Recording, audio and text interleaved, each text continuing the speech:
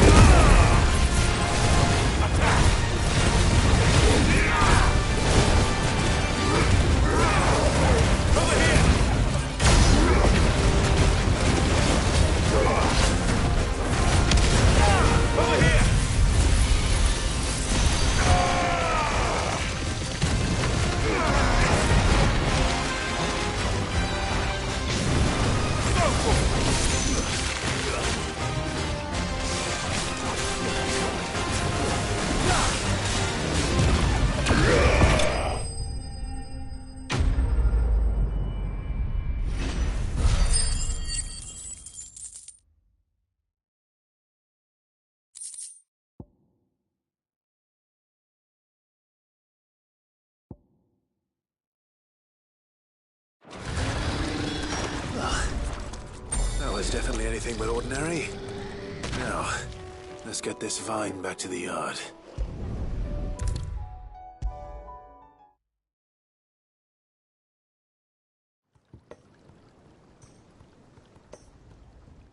Sid, I can't help but notice that your satchel is twitching in a most violent manner. Here. It's your problem now. What an amazing specimen. The flesh positively throbs with vitality. If I can successfully graft this to the Morganbeards... When I successfully graft this to the Morganbeards, I suspect the results will be immediate. I shall begin at once.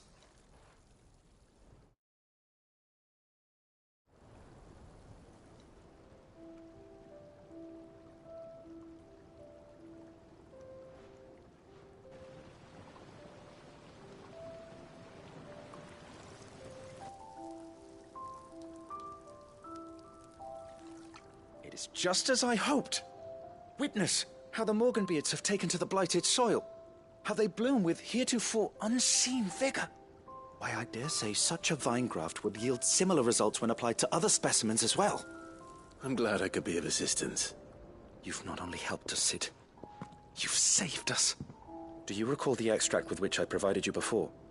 I took a moment to distill some more, but this time with the petals from the invigorated Morganbeards. And would you believe? Its potency has nearly doubled. You must accept this phial as thanks for your assistance. The rest, I shall give to Taya.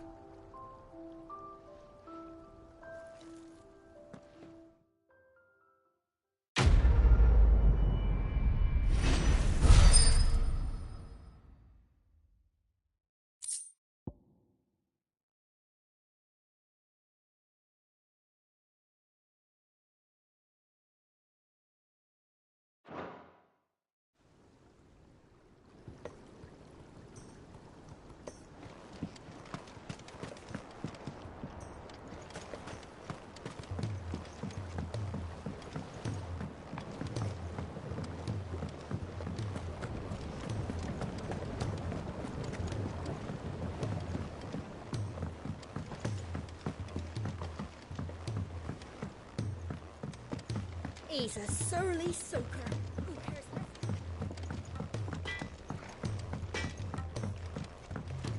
If it's knowledge you seek, we've tomes aplenty to guide you in your search. Still alive, are ya? If you're gonna buy something, be quick about it.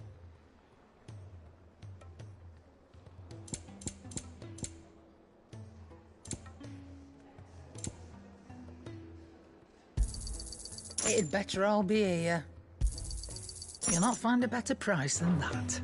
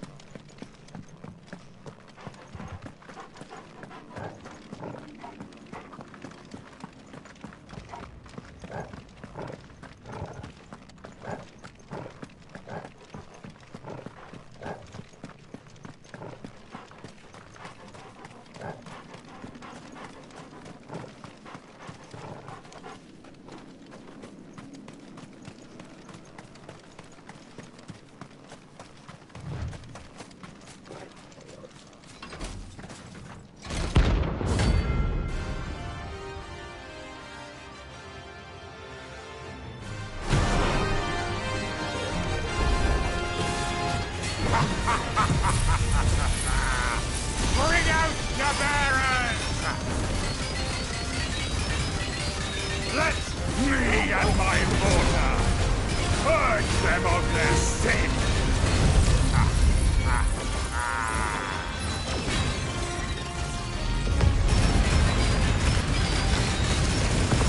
You'll regret doing my mother's bidding.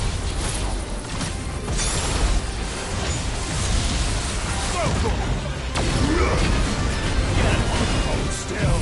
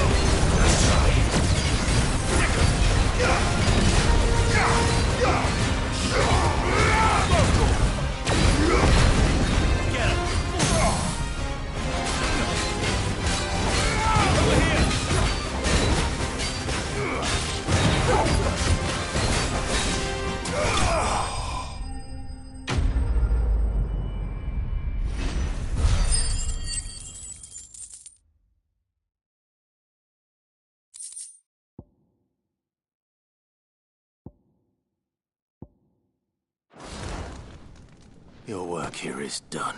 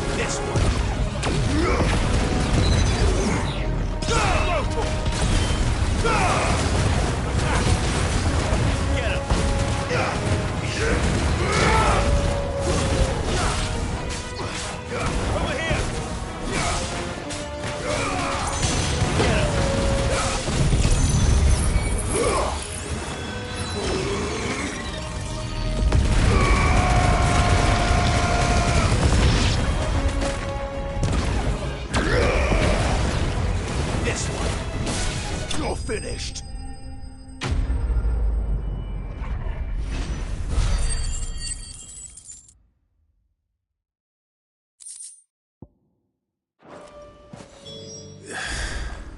Hopefully one will be enough. Rodrigo will have prepared the other ingredients by now.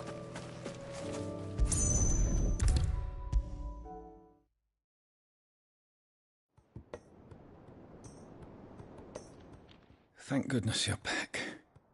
Talia looks like she's about to collapse. Is this what you needed?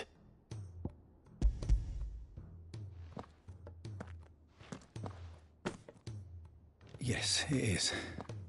Thank you, Clive. I'm loath to give a patient Alicia, but Talia's right. Sometimes it's all we can do.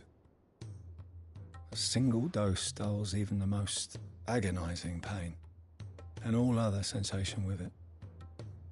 It may be a gentle way to die, but it is death nonetheless. I wish there was another way.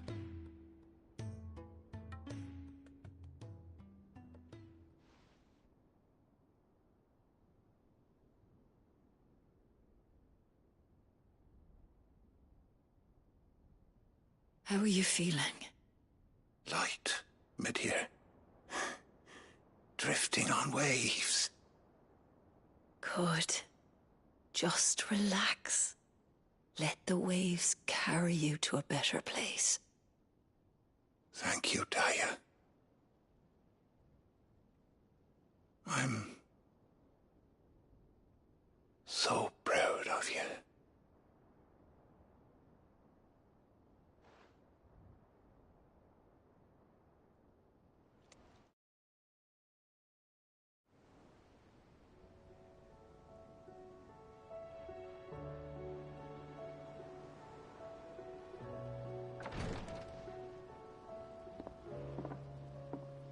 He's gone.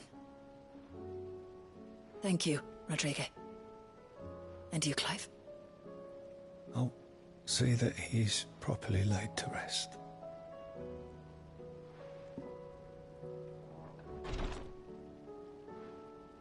The man you helped today was my mentor, back in the Southern Isles, on the front lines of some meaningless war. I was still a child when they shipped me to their triage tents, to treat the wounded with my gift. But in such blighted lands, I was next to useless. Until he taught me the true physicker's art, that is. An art we would be lost without. Tears of mercy were his gift to the bearers of the world. A respite from the agony of the curse's end. And a kindness Sid would have approved of. You know as well as I what life is like for a bearer soldier. Marched from one battle to the next, never knowing which might be your last. A commander may care nothing for the bearer spent in his service, but my mentor's gift gave the dying one fleeting moment of tranquility before the end. I've no tears left, Clive. I've seen too many of my friends taken. Something needs to change. And we need to be the ones to change it. And we will. I promise. I hope so.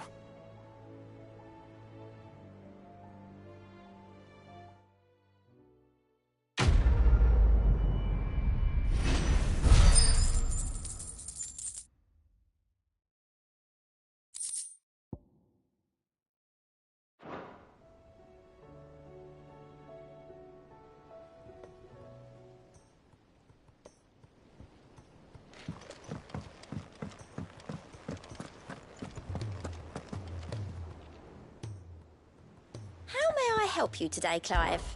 Is everything we've received and everything promised? Here you are. Best of luck out there, Sid.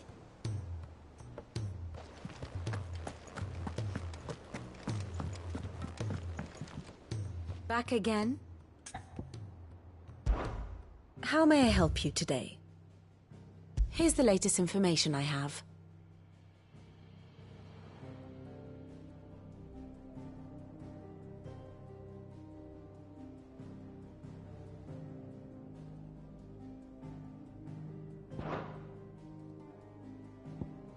One must understand one's place in the world.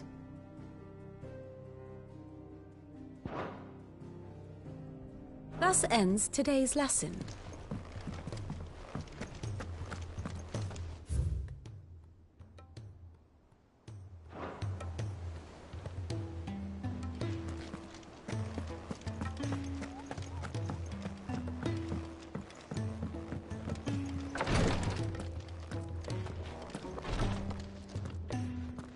Clive, I wanted to give you something for the kindness you showed my mentor.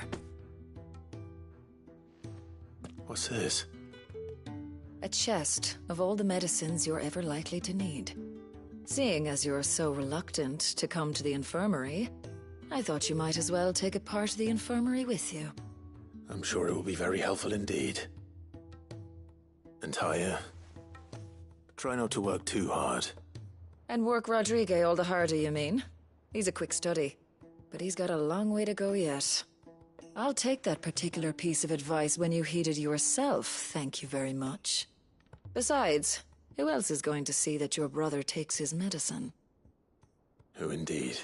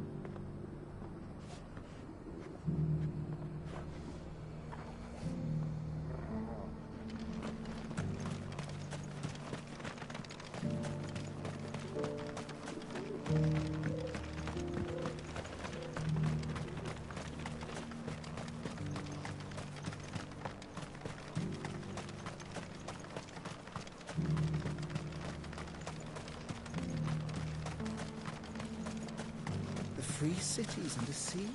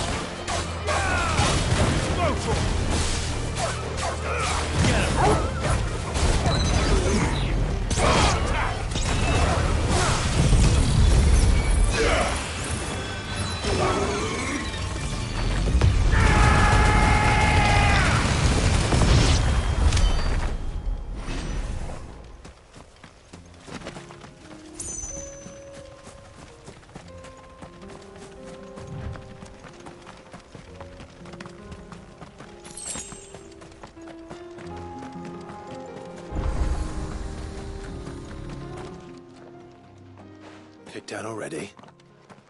No. This charmer ain't letting anyone through. Why are the gates closed? Chief's orders. No one's allowed in without his say-so. Not that I'd have let you in anyway. You look like trouble. I suggest you go home. That's what I'm trying to do, you little prick. Ain't changed a bit, have you, Snotty? No. It isn't. Blackthorn. Long time no see, eh? What the hell are you doing here?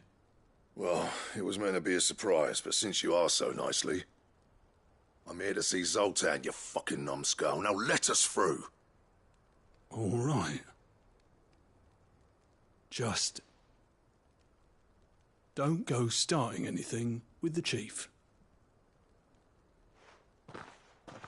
Yeah, I promise I won't throw the first punch. That good enough for you?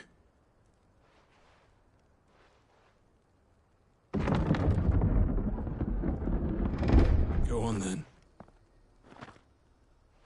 Much obliged.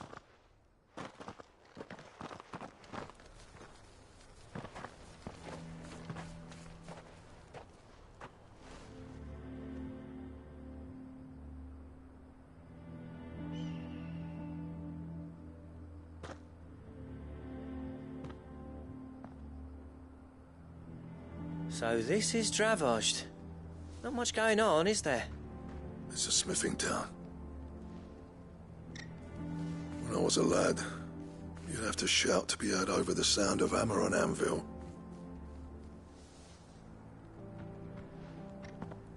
Clive, you're good with people. You speak to Zoltan. Hey, you ain't backing out now, are you? There's a river of bad blood between me and the chief. But if someone can build me a bridge, then I'll cross it. All right. I'll see what I can do. I appreciate it. It'll be near the forge on the hill. It was our master's. He'd have inherited it when I left. The forge on the hill? Good luck. You'll be needing it.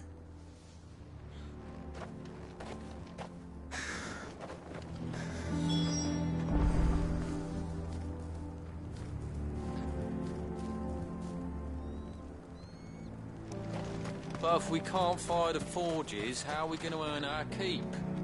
Shut your hole. The chief will think of something.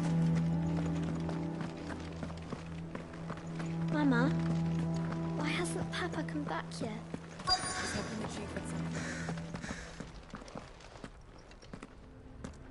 Hotter! Hotter, damn it! Those miserable flames wouldn't melt butter, let alone iron. Pardon the intrusion. I'm looking for the chief. That'd be me. It's a pleasure to meet you. I'll bet it is. Keep the gates closed, I tell him. Well done, Snotty. You're not welcome here. Get out. Before things turn nasty. Blackthorn's here. What did you say? He's traveled a long way to see you. Yes, has he? He's waiting. Down by the gates. Then I suggest you take him with you when you leave. Didn't you apprentice together? So what if we did? Fuck! We're getting nowhere. These bearers' flames are next to bloody useless. We're never going to be able to fire up the forges unless we can find some new crystals. I'm a busy man, as you can see, so do me a favor and piss off. Oh, and if you're struggling to find your way out, ask Blackthorn. That prick knows exactly where the exit is. He's not wanted here. And neither are you. All right. I'm going.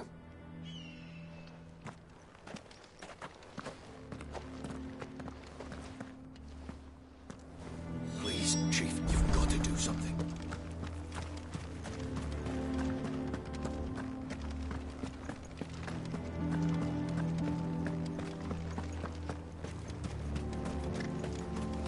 But if we can't fire the forges, how are we going to earn our keep? Let me guess. Zoltan told you to piss off. As a personal favor to him, yes.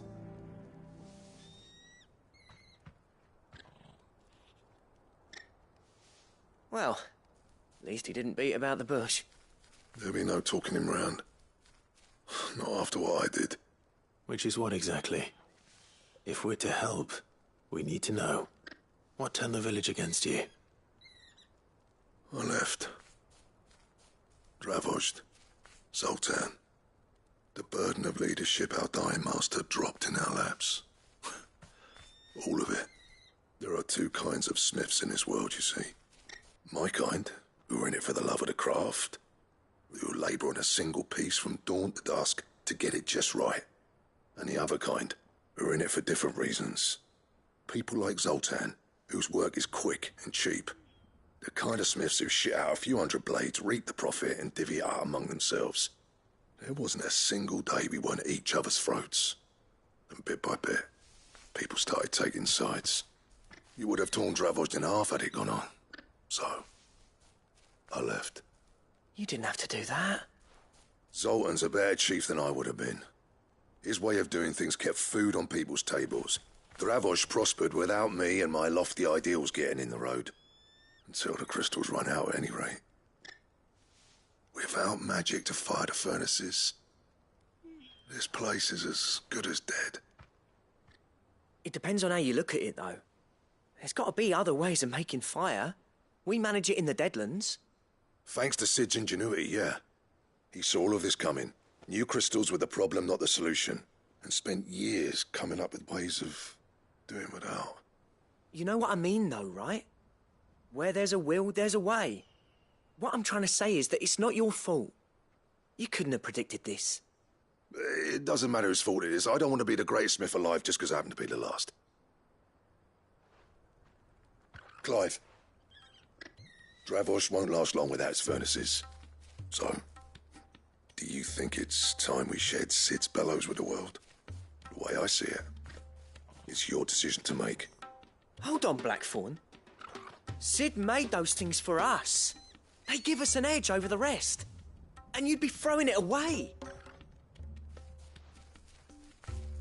All right. Do it. This place was your home. I won't abandon it to its fate.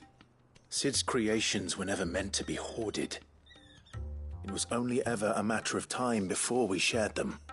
Let this be another step on the road to freeing Valisthea from the prison of the Crystal's blessing. Dravozd will show the world that it's possible. Wouldn't you agree, August? When you put it that way, of course. It's like hearing Sid speak from beyond the grave. Thank you, Clive. Shall I go and fetch the plans, then? I know I'm off by heart. I'll be needing some help, though. Building a furnace isn't exactly a one-man job. Do us a favour and round up anyone strong enough to lug a brick or two with you, August. All right, then. And I've got a job for you too, Clive. Finding me some salamander skin. I need leather for the bellows and nothing else will withstand the heat. Luckily for us, salamanders feed out in the fields of Carava. Time for a spot of hunting, then.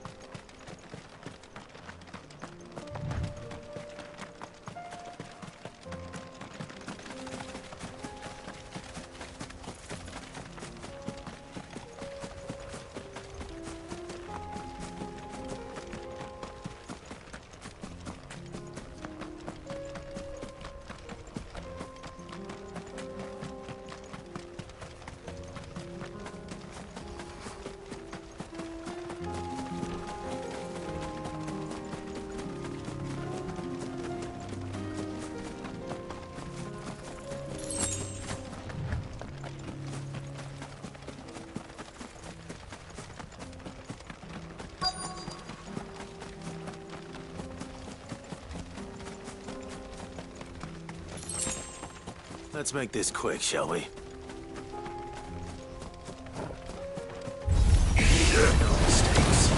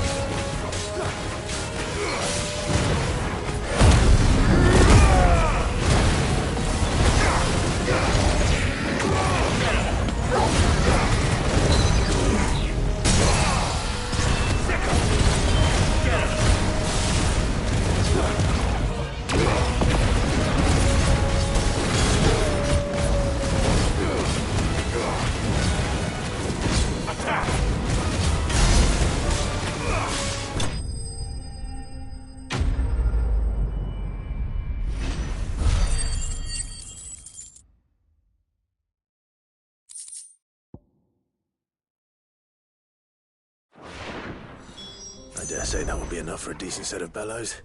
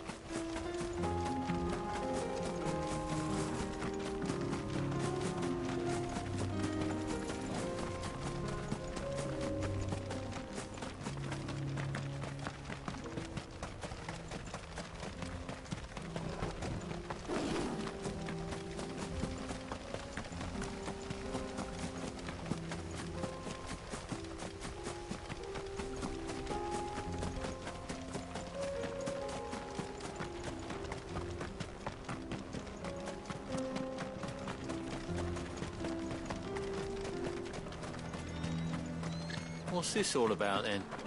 Dunno. Some kind of new invention. Any trouble finding the skin? Nothing I couldn't handle.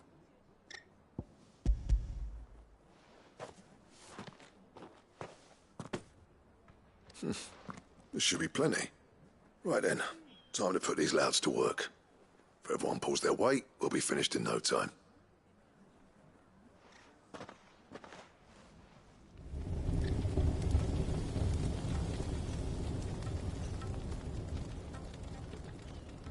Well, I'll be damned. I honestly didn't think it'd work. But it's hot enough, all right. And without a single crystal in sight. You know what this means, don't you? I do, yeah. Dravost is saved.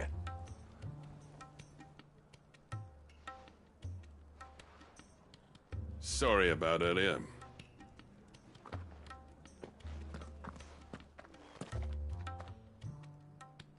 I take back everything I said. That thing you built us is an honest-to-God's marvel. You saved our village. It's Blackthorn you should be thanking. He oversaw the construction. Give this to him, would you? What is it? Pet Cole's cinders. After he left, I spent years trying to eke the most out of our forges. That there was my answer. Chuck it in the fire, and your forge will burn hotter for longer, which will do wonders for your steel. Our secret for yours. Only fair. I've always envied Blackthorn. Since the day I became chief, I spent every spare moment trying to match up to the bastard. No amount of sleepless nights at the anvil will ever bridge that gap, though. He's a genius. Plain and simple. The man Dravost needed. But he took all his talent and left. Gifted and free. Is it any wonder I hate his guts? The cinders would mean more coming from you. I need to forgive him first. And that's not gonna happen.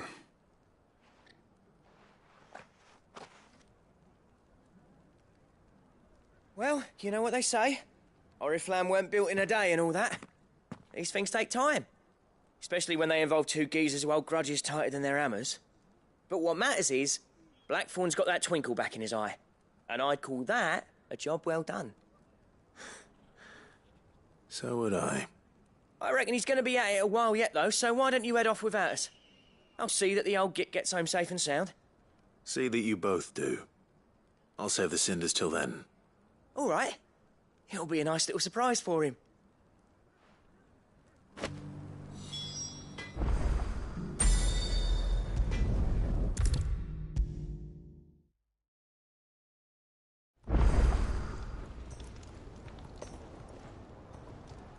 Gentlemen, I see you both made it home in one piece.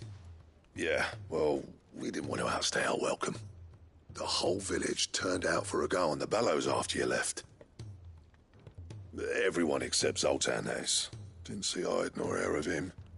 Oh, but that reminds me. I have something for you.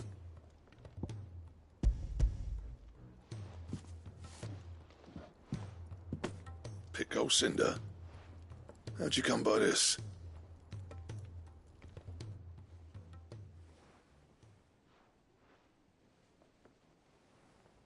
And you're sure he wanted me to have it? I'm sure. He didn't say so, but I think he wants to forgive you. Huh.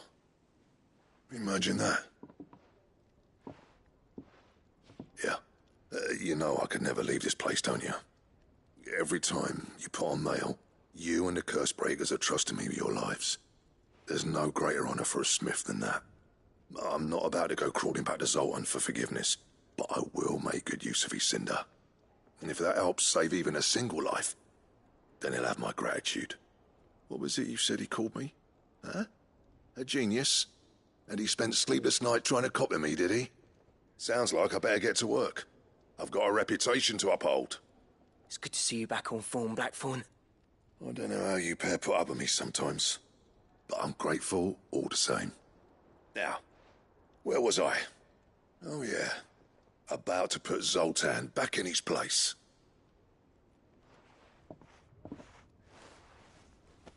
Ain't got the art to tell him how similar they are. Stubborn bastards. A little healthy competition should be good for him. You're not wrong. Still, it's a shame him and Zoltan couldn't let bygones be bygones. No use grumbling about it now, though. Blackthorn's happy. Or as near to happy as he gets. And that's good enough for me.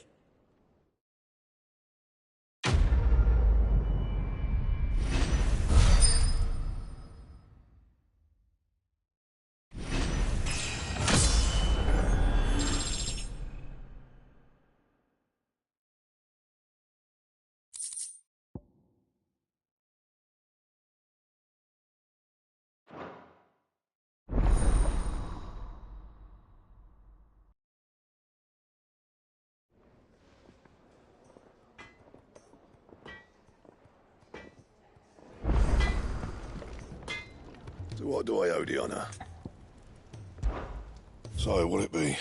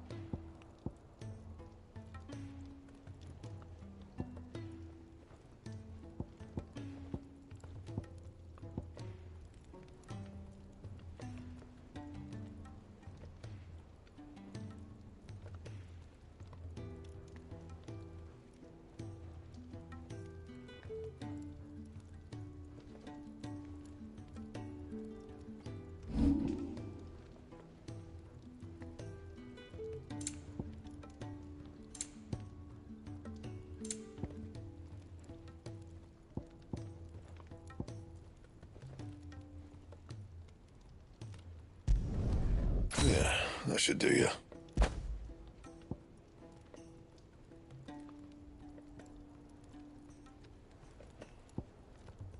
That it?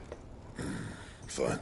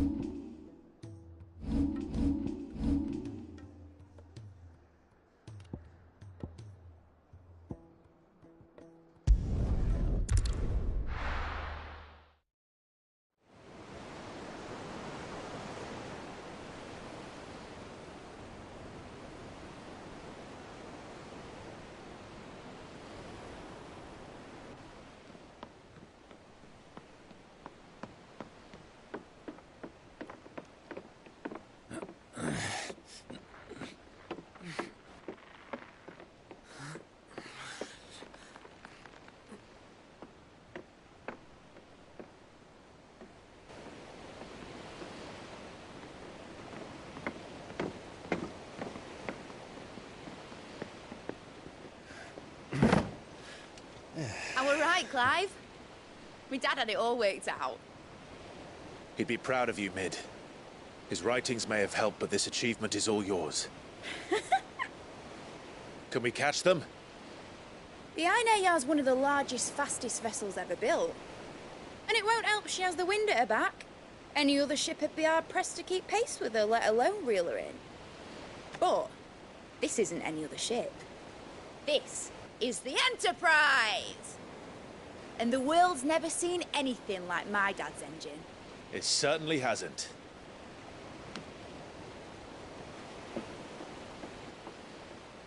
Clive, what do you know of Barnabas Tharm? Only what the bards sing. That he sailed to Ash from southern lands. That it was his mastery of the blade which won him the throne.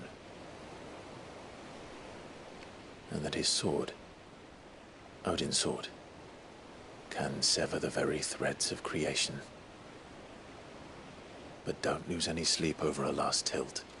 We'll do what we must to survive. What we must? The light! I thought this cove was meant to be hidden.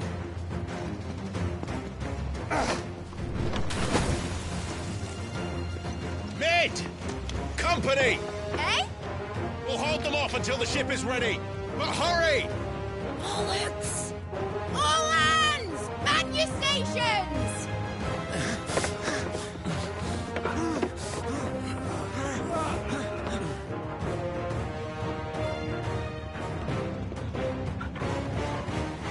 Everyone with me?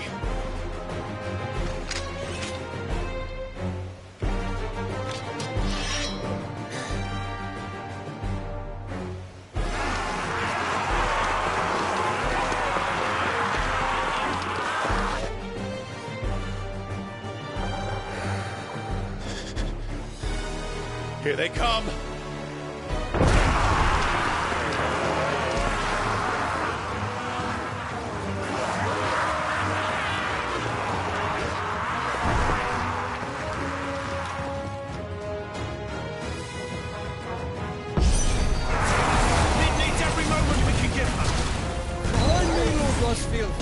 I'll take care of these fuckers.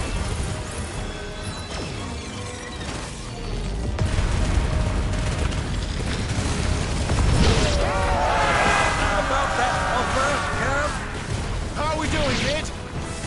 I thought you said that ship was fast!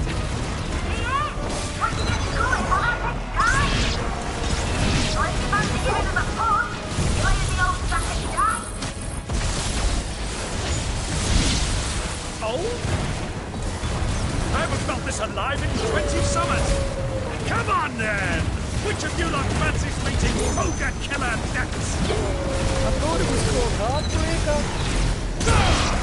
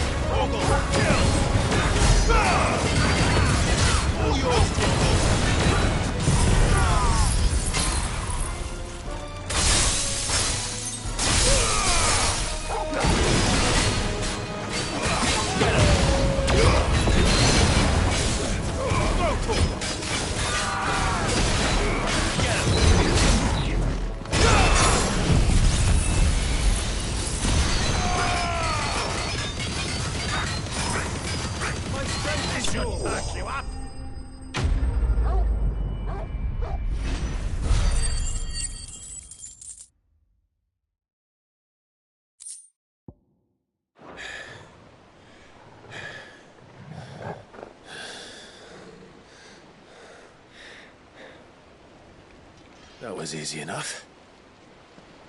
All right, you lousy lot. Get your asses on board. She's ready to sail. You heard the captain?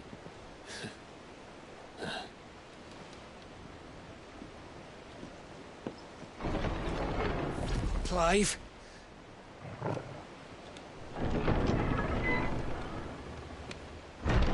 But I thought he was... Confounded. Then it is as I feared. Sleipnir is no man, but a creation of Odin.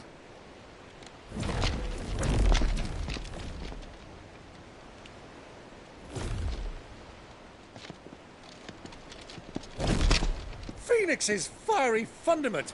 Have you no normal enemies?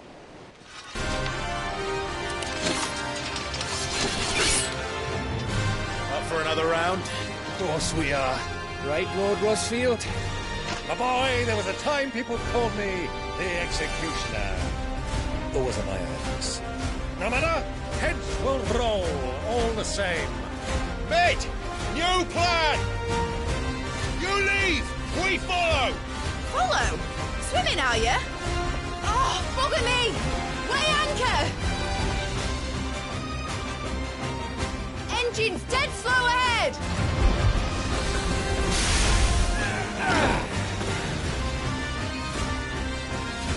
Have care, my friends.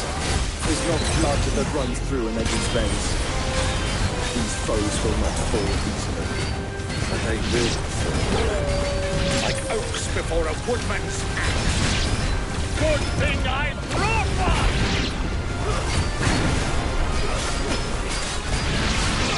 How long are we meant to keep this up? As long as it takes. Unless you have a better idea. Well, I've already killed at least 5 of the bastards. Fuck it! Let's do the lot!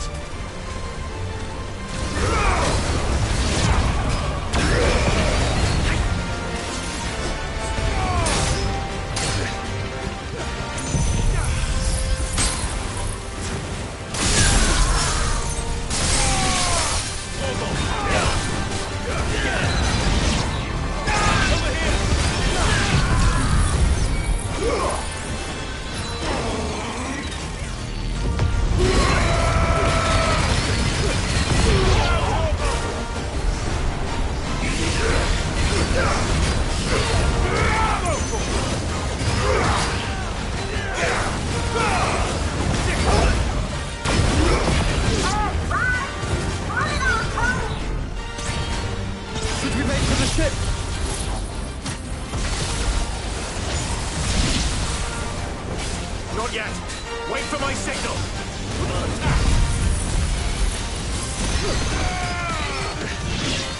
It's over.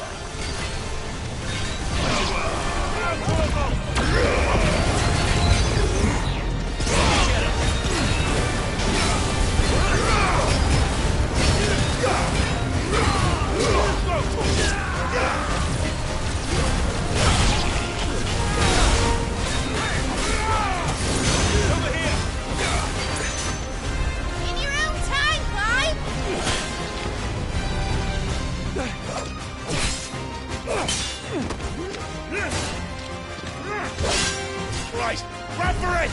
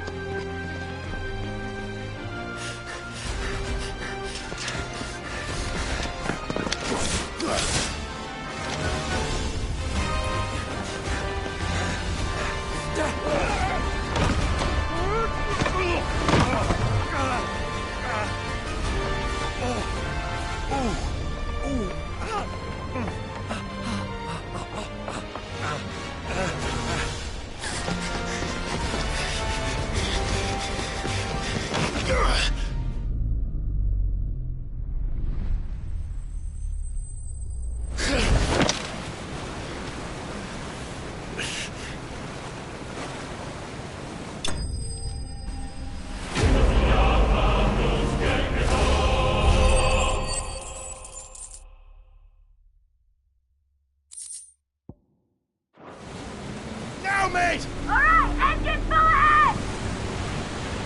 And hold on tight!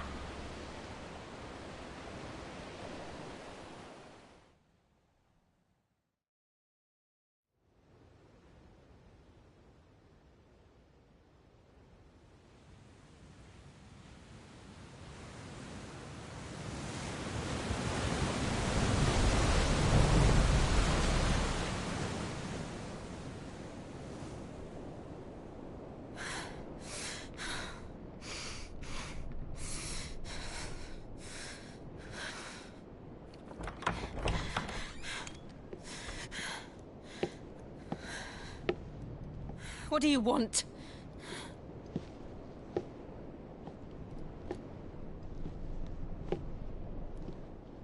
That's quite a mess you've made. And wholly unnecessary. You are my offering to Mythos. I would not see you damaged.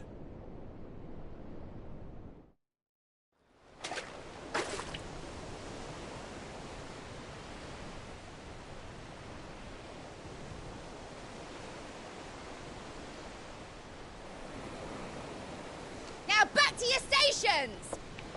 Every bell spent treading water puts another league between us and the galleon.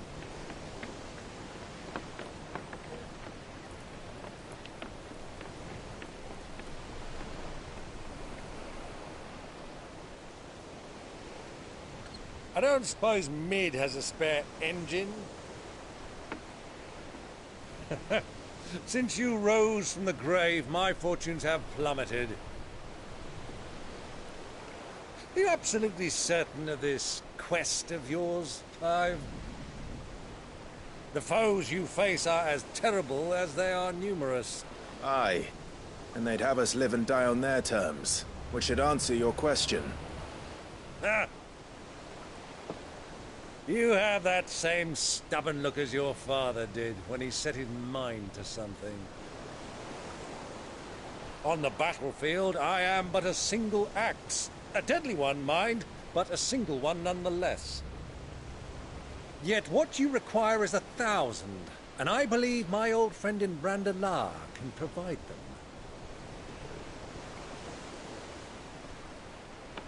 Take care, Clive. I have many more tales of your father's exploits to share. And I cannot very well do that if you're dead. Again. Good luck, Uncle. And may fair winds attend you. As for you, Joshua, take care. I shall do my best, Uncle. Farewell, my nephews. When next you see me, it shall be with an army at my back.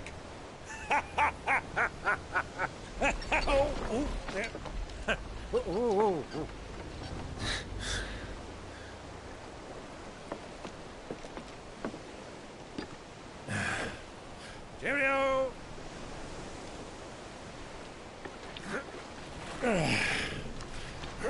Oh, yeah. Do keep up, my boy.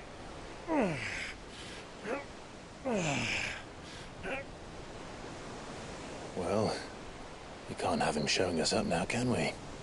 We would never hear the end of it.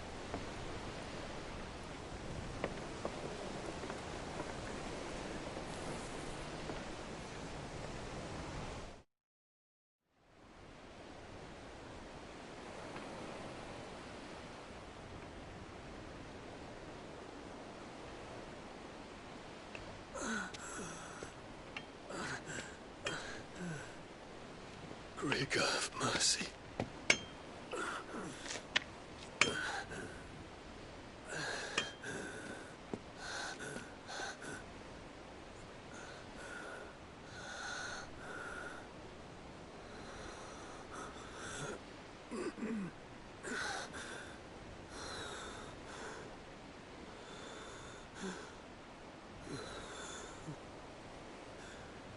All this.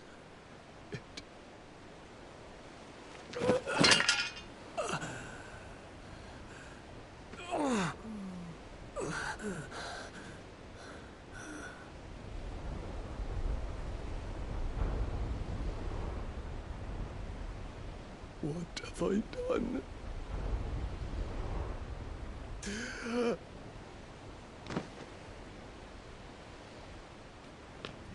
My lord.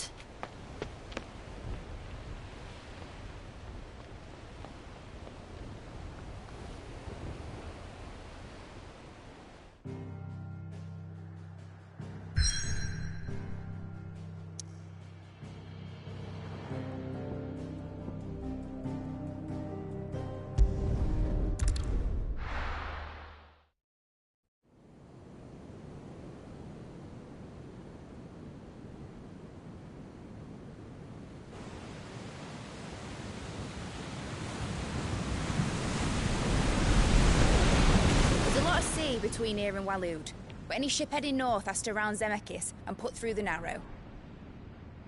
Maintain our current bearing north-northeast, and we'll catch the Black Galleon before she vanishes again. What's to prevent her from circling around Ash from the south? With these winds in those waters, it'd taken forever and a fortnight to reach Stonehere.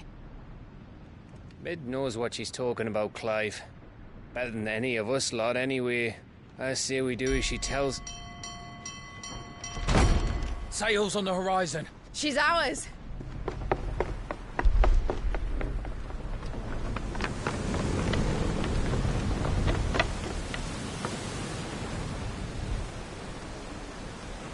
Look alive, boys! Full ahead!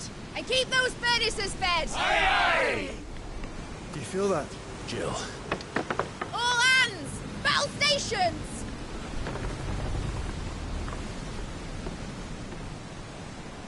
Let's see what this girl can do.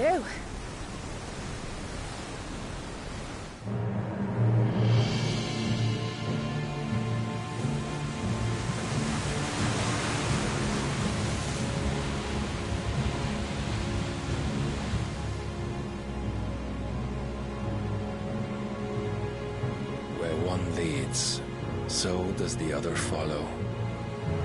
The bond of consciousness which joins them, condemning both to the same fate. Yet my every attempt to strike it from their hearts serves only to tighten its hold.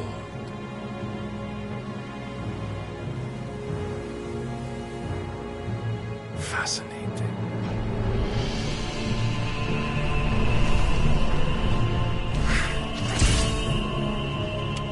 But then, there is naught my blade cannot sever.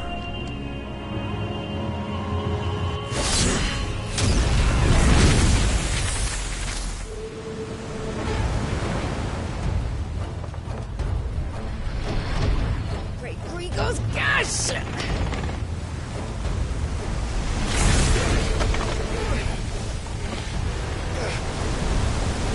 One of us. Hard apart! Heads down, you brutes! And brace for impact!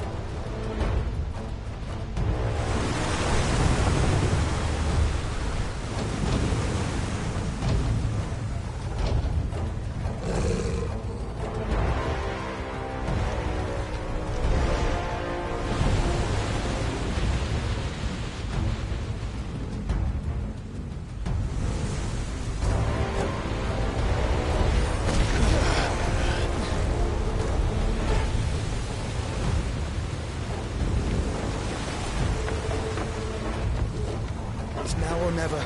I'll find her.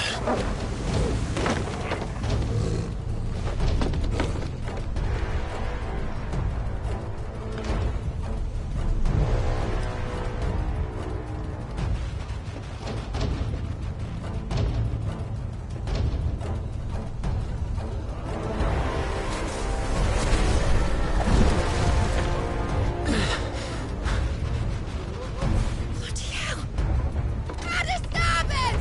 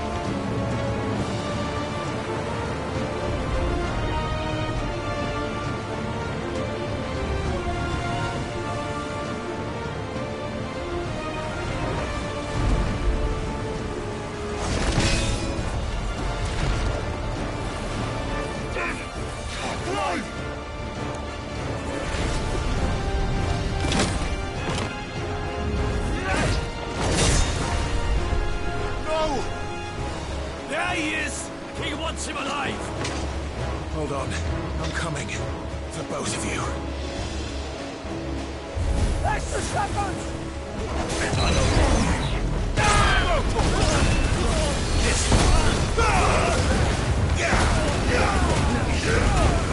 This one. Over here. Vogel, kill.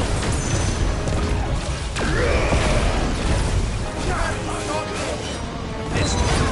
Steer the ship. Get him.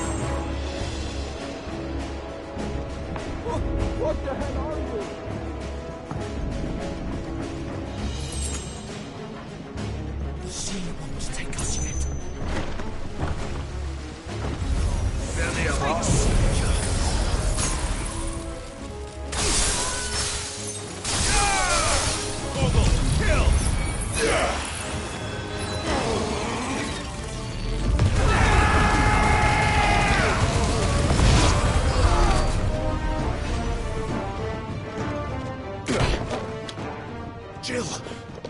You came. Get back!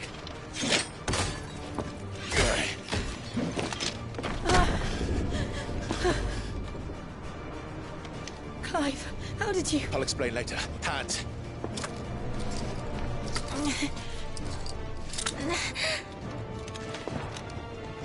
Can you walk? Out of here I can.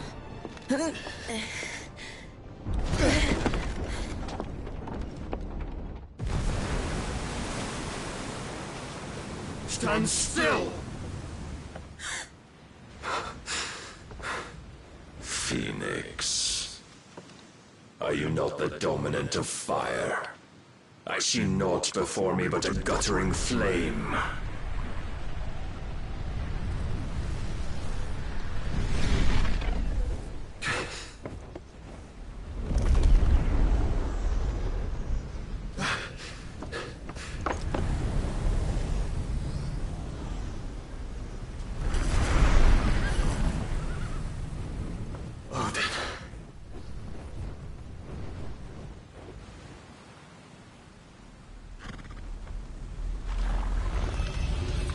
In earnest, then.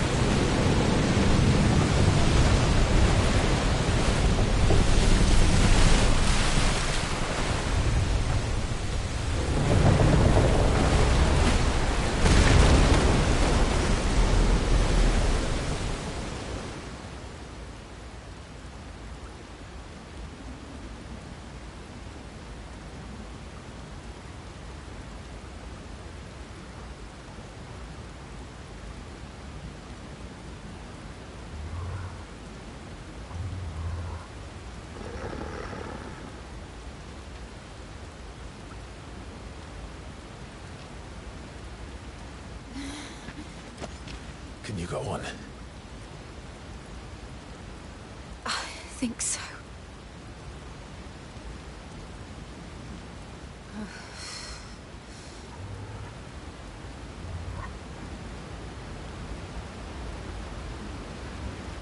But to where?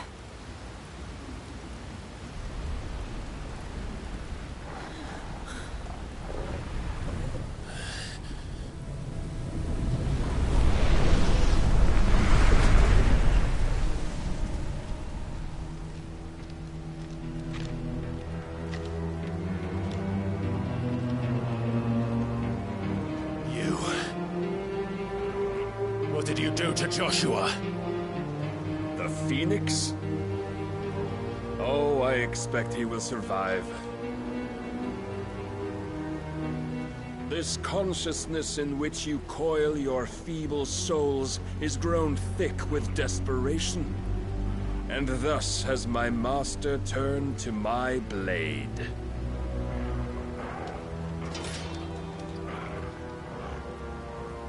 The world will soon be painted in black. And all that live shall gather in death's autumn wake. Not if we remove the cause of this misery. Not if we destroy the last of the Mother Crystals and restore balance to the world. Come. Do you truly think it's so simple?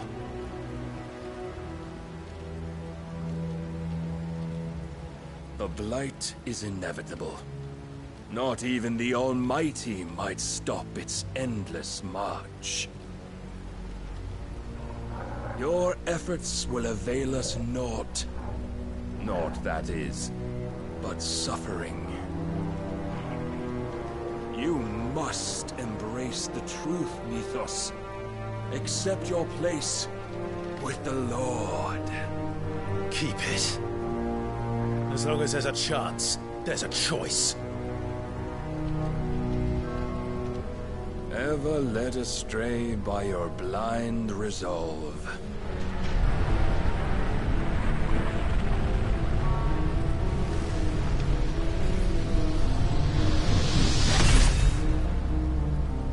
Now, it is time you learn the inevitability of your divine fate. However much it may hurt. Get as far away as you can. Clive, no. Trust me, Jill.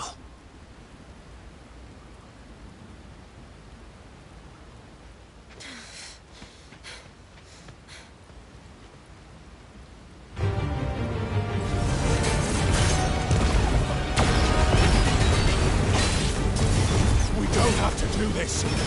Oh, but we do. If only to remind you of your duty.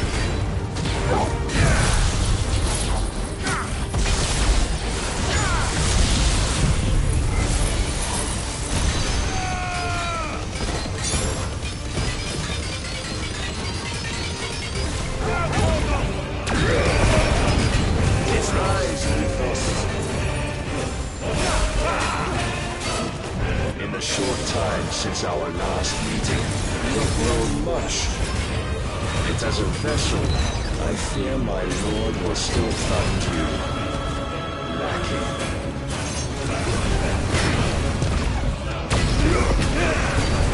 Nice try.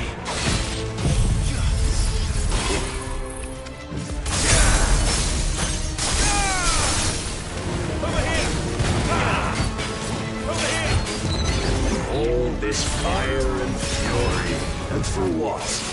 Stopping the blight.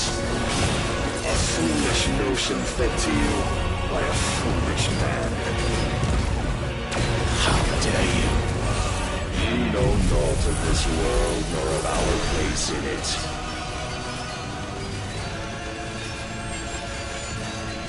If our fates were so easily rewritten, we would all be gods.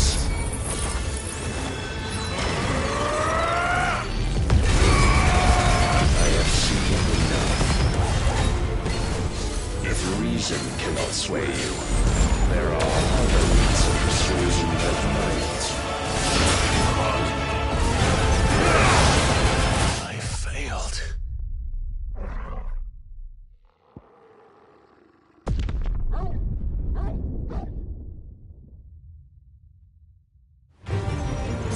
I have seen enough. If reason cannot sway you, there are other means of persuasion that might.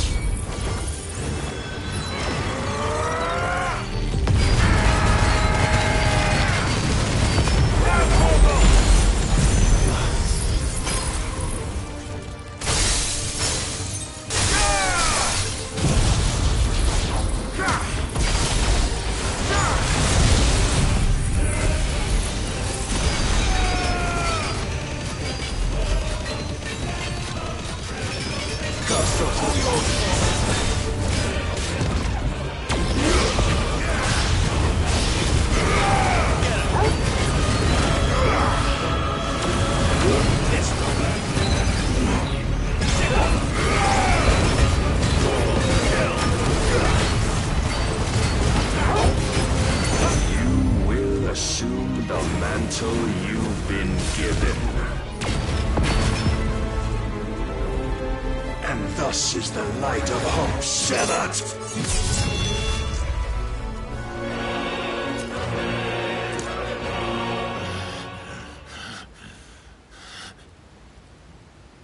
You would yield so soon. Never. Clive!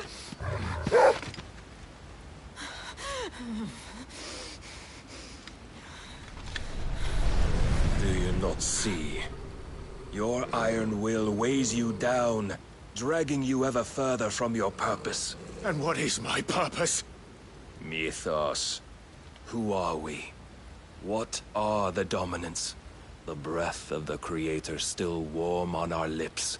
We carry his light that we might guide the masses in his name.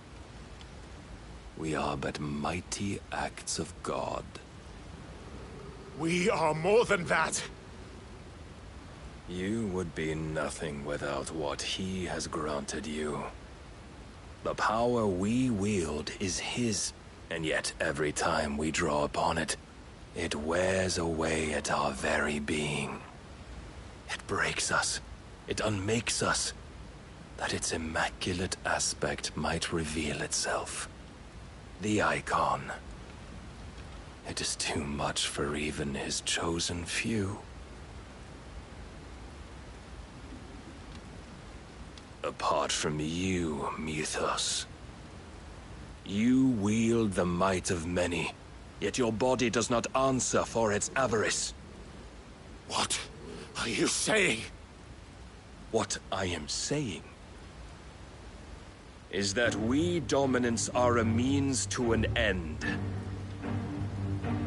We were created for you, that you might drink deep of our strength and thereby fulfill your divine purpose. Which is? To feed. As you would know, could you only look beyond the walls of your prison of self-regard. As long as you choose to ignore this, you shall never penetrate my defenses. Still, you may take solace in the fact that you are not alone in your plight.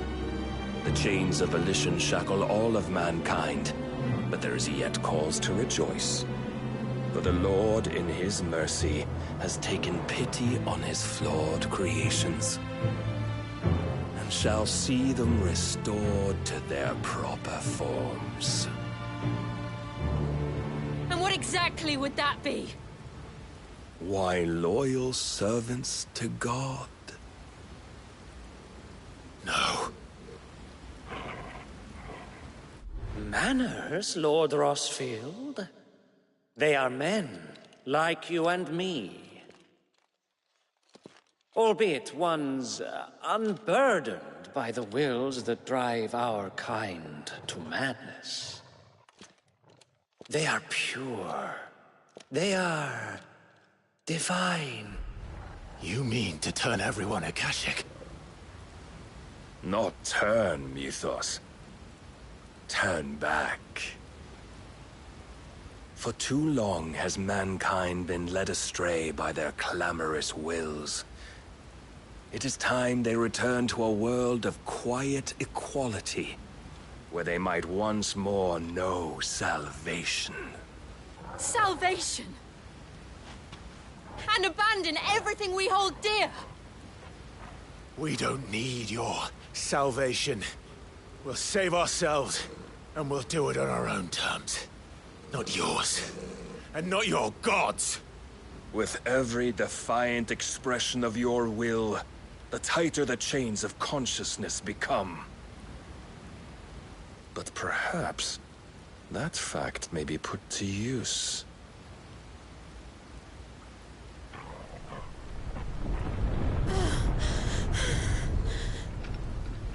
Clive! The faster it binds you to the remaining dominance, the stronger your hunger will become. Until it leads you back to the only answer there ever was. Mayhap not by the path my master intended, but back all the same.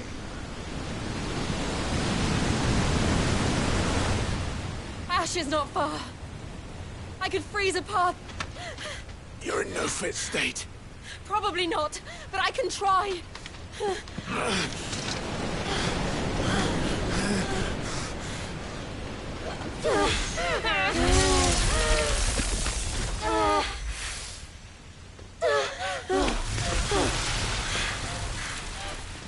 Don't look back!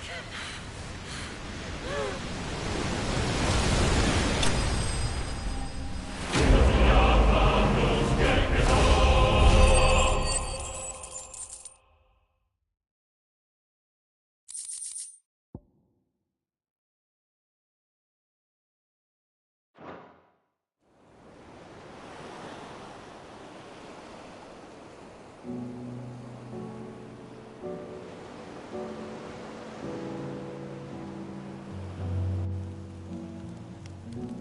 hope the others are safe. The Enterprise was clear of the gap when we fell. They made it, Jill. And they will have seen the ice, where it led. We need only wait till dawn.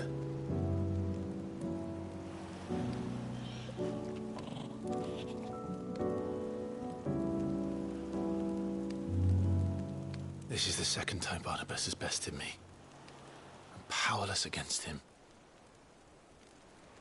And maybe there really is nothing else for it but to give yourself to his master.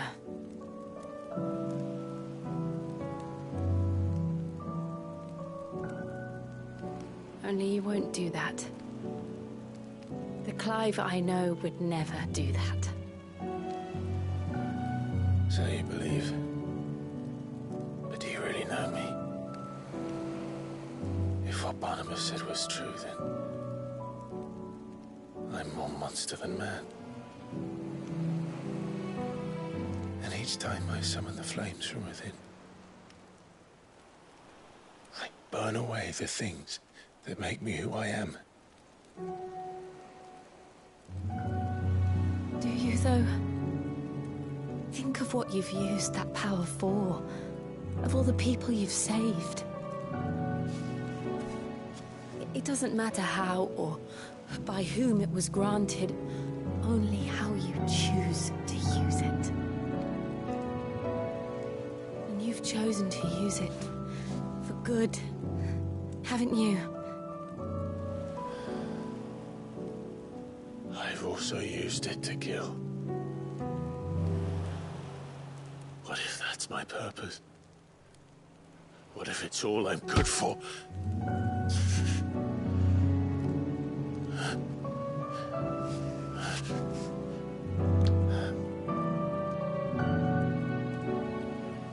You're still that same boy I grew up with. Always so eager to save everyone around you, and yet always so alone. Because you failed to realize the one thing that needed saving most of all. You, Clive. You. You never once took the time to save yourself.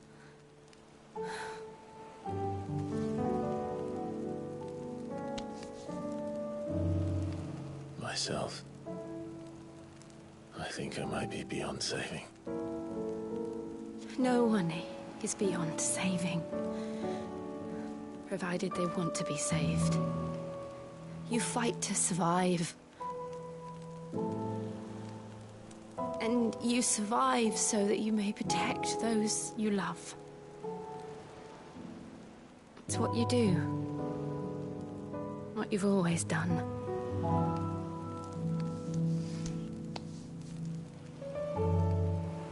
And I know you're not about to change. So I'm going to help you. To give you what you need to protect us all.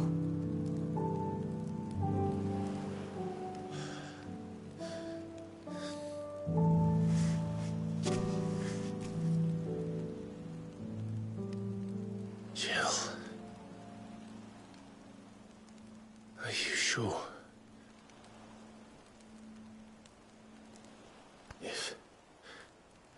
If this is what you want, then...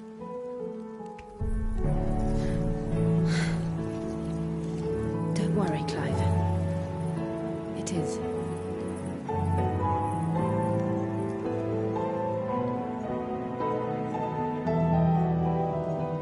This burden, I'll give you the strength to bear it alone. But I'm not alone. These burdens I carry, my sins, my pain, my sorrow, I see now that they are all a part of me.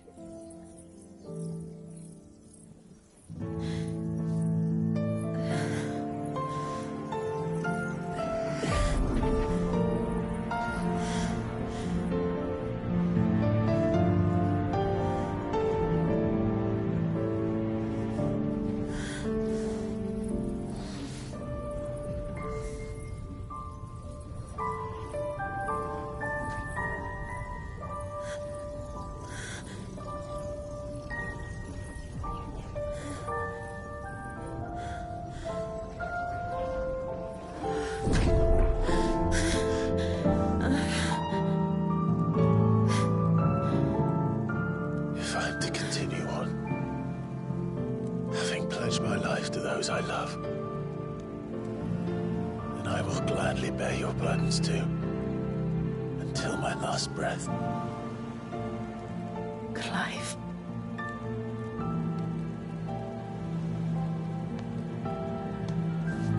I promise you, Jill. We will find a way to escape this fate. Find a way to save each other.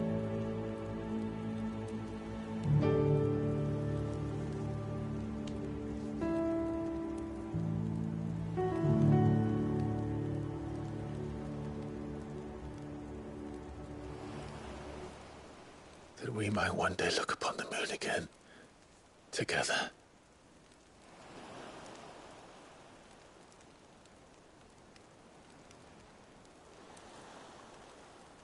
And I promise you, Clive, that I will be there, no matter what you must become. I know.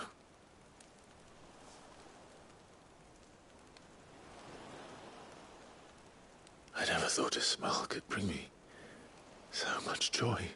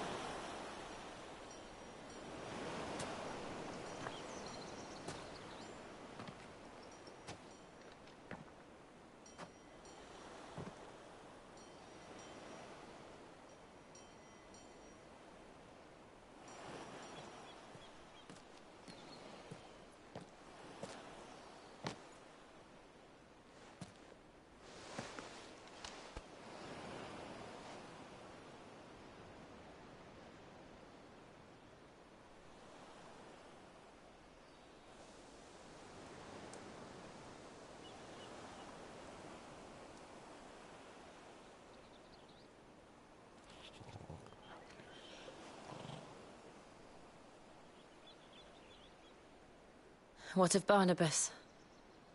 Do we pursue him? No. Our paths will cross again soon enough. Whether we like it or not. Besides, there is something we must do first.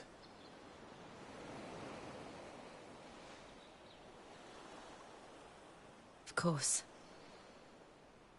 Drake's spine. The last Mother Crystal. The Einherjar is at the bottom of the sea. Waloed won't dare move on Storm without her. But they know we're coming now. We'll need a plan. And a damn good one at that. Then let's go home and find one. Ash will have to wait.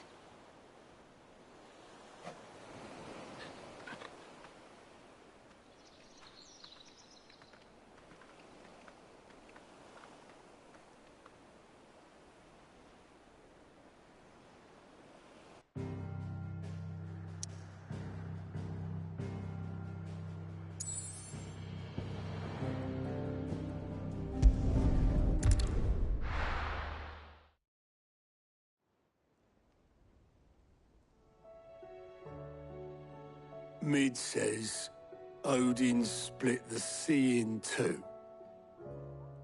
She's always been partial to a tall tale. But there's tall, and then there's tall. I struggle to believe it myself. I see your uncle isn't with you.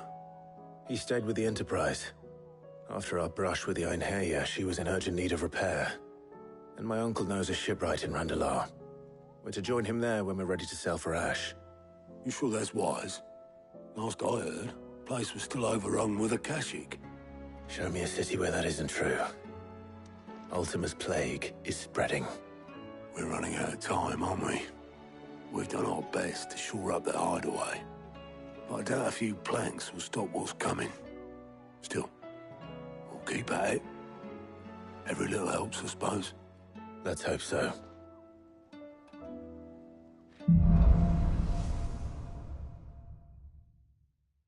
I should visit Joshua. Assuming Talia will allow it.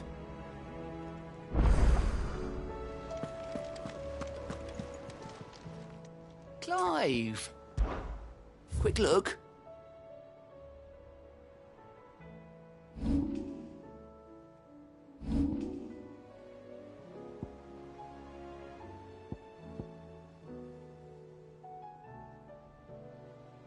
Seen enough?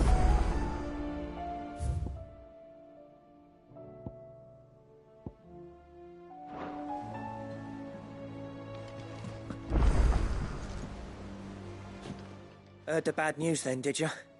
What bad news? About Dravost.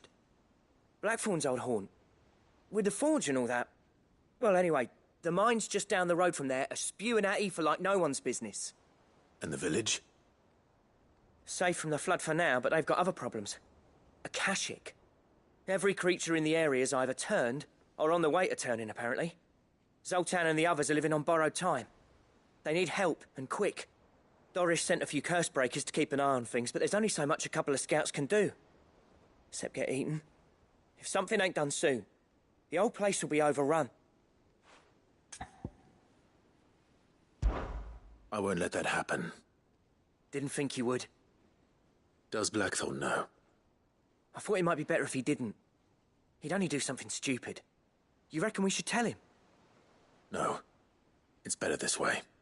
Yeah, well... I can't stand about knowing what's happening out there, so I'm off. I'll see you in Dravost.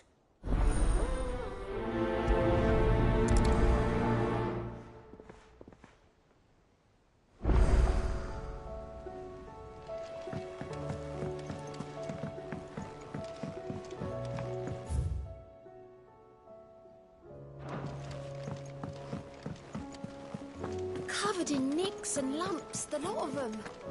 It's a wonder they can still walk. Come back.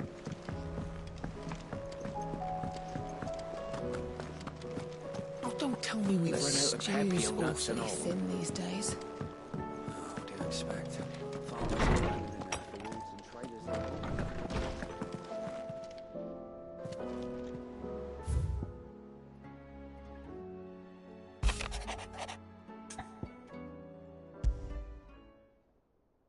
There's no way of knowing if Doris will confide in me.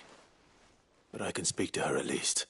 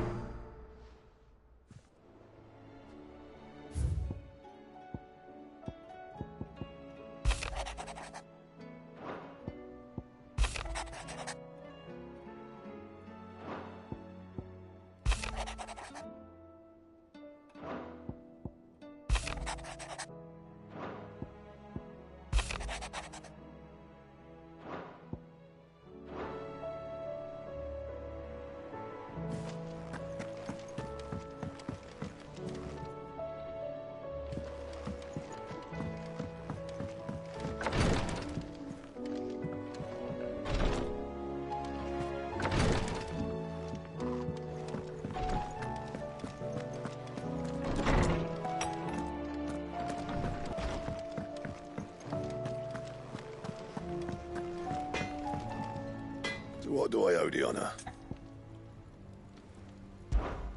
What do you want?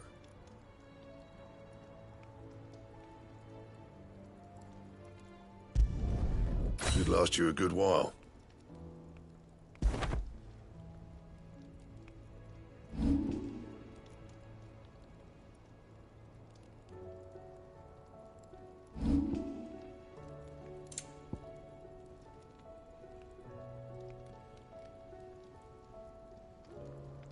Anything else?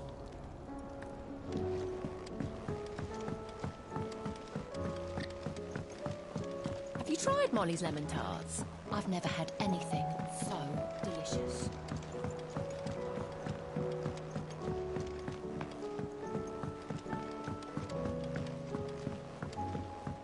Canva lost. I'm sorry. Miss, can we read Miss Editor's story for our lesson today? What a wonderful idea, Jocelyn. Let's do just that.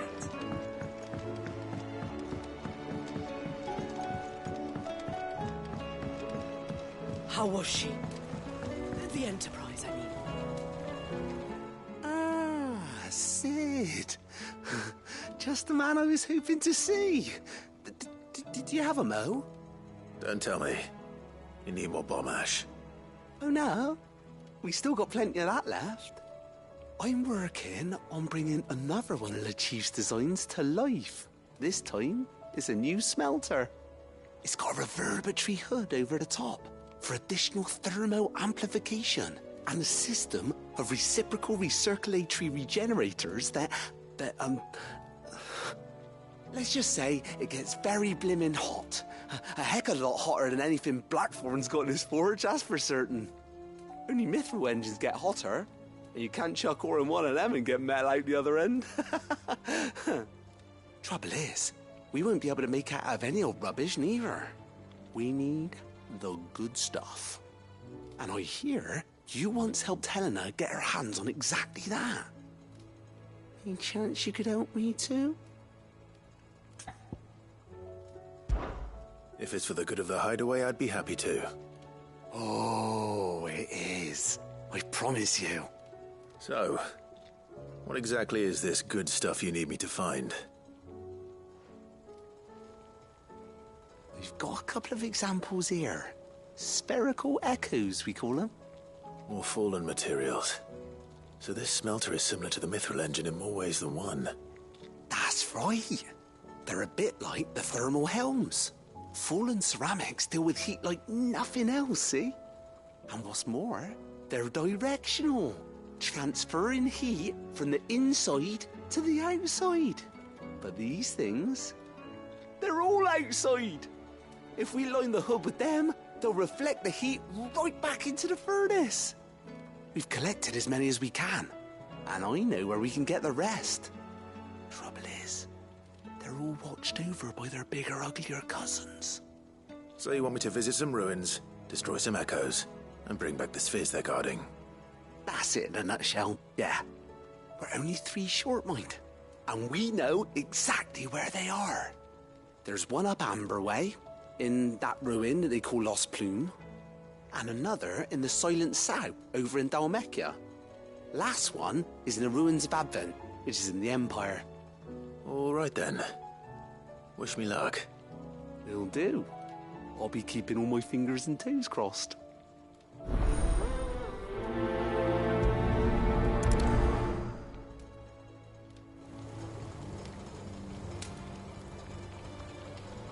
With Canva in the hands of Akashic, we'll need to find another port. Preferably one as well.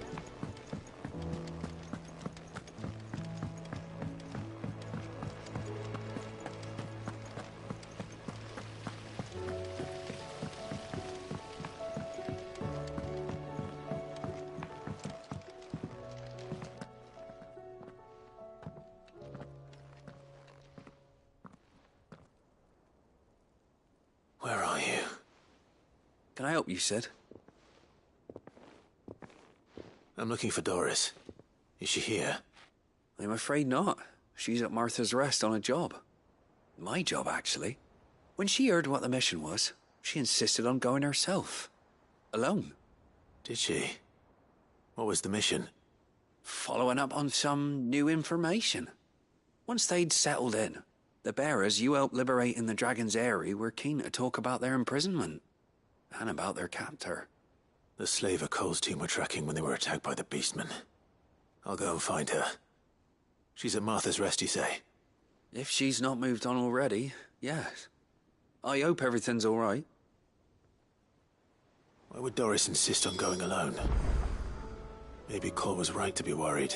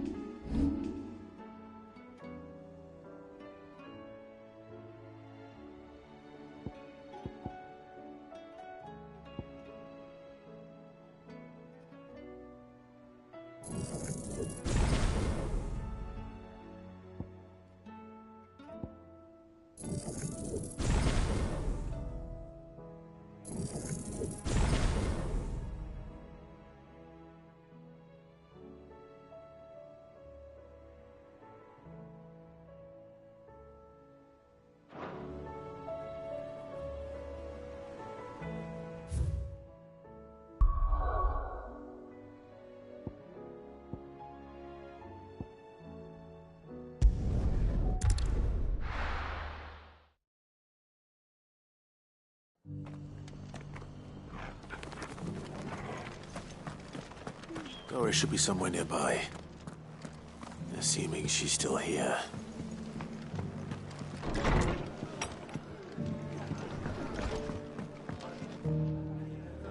Ah, Clive. I was just about to send for you. I'd like you to take something to Sir Wade up in Eastpool. Seeds for planting. Thought it was about time they started growing their own food. I'll keep providing them with whatever they need in the meantime, of course. But if Eastpool's going to survive, it's got to be able to fend for itself. As of those poor bearers. They've lived their whole lives in servitude, but now they're their own masters. Small wonder they ain't got the foggiest how to provide for themselves. So it's up to us to teach them. And if you're wondering why you, well, the Wagoneers taking supplies up that way have been coming back with more and more reports of Akashic around the village of late.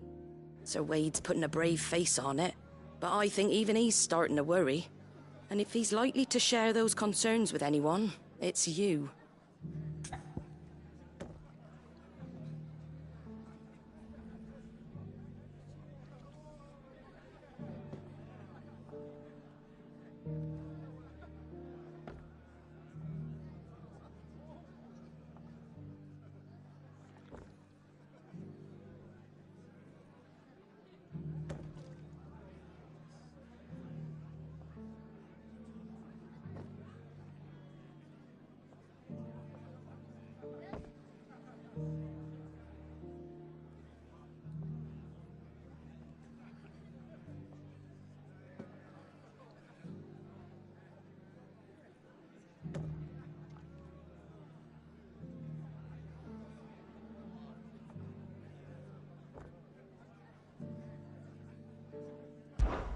All right.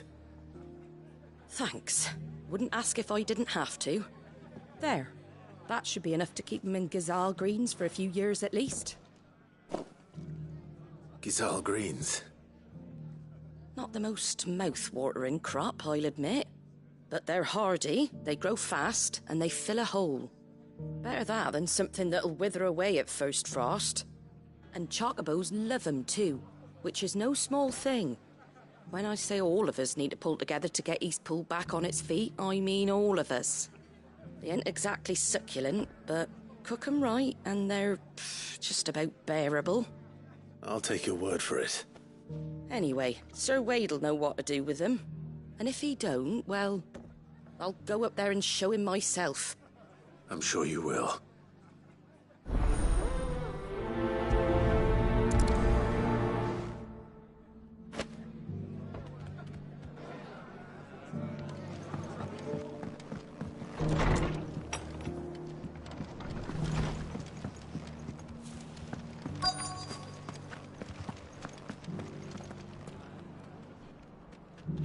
Just because the heavens have gone to rack and ruin, it doesn't mean we have to. Nearly done. Now, let's get this stall set out.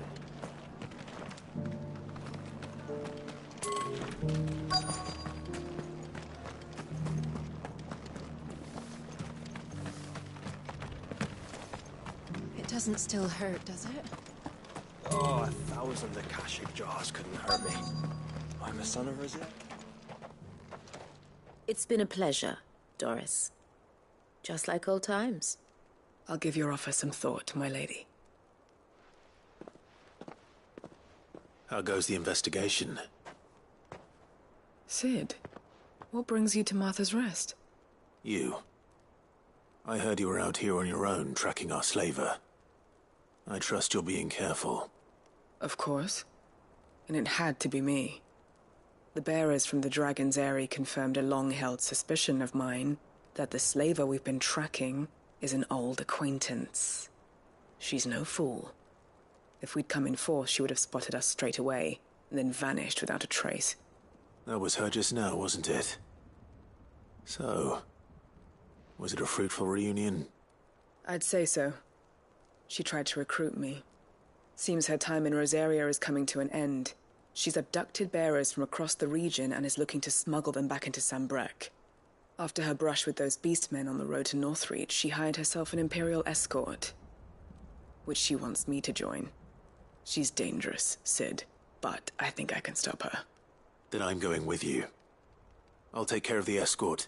You can see the bearers to safety. Where are they? The Baum Archers, soon to break camp.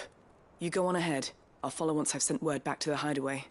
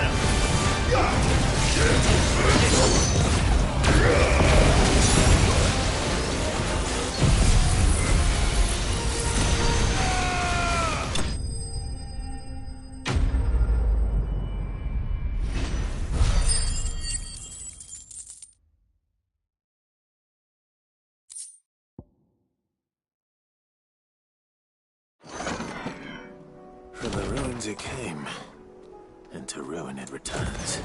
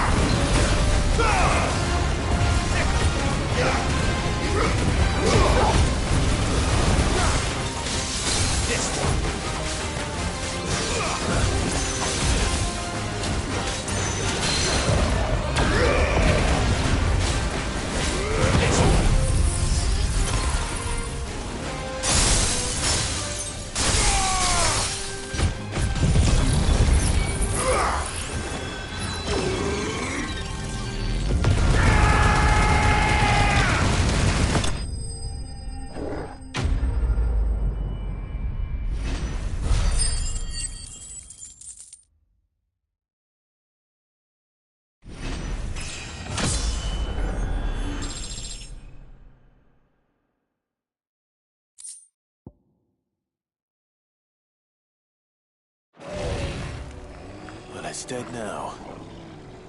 Whatever it was.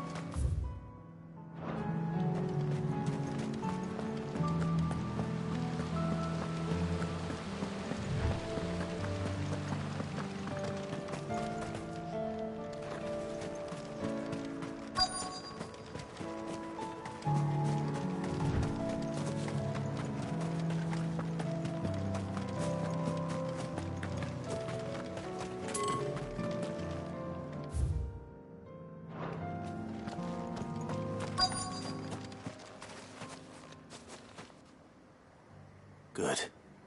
They haven't broken camp yet. How did Doris come to know a slaver, I wonder?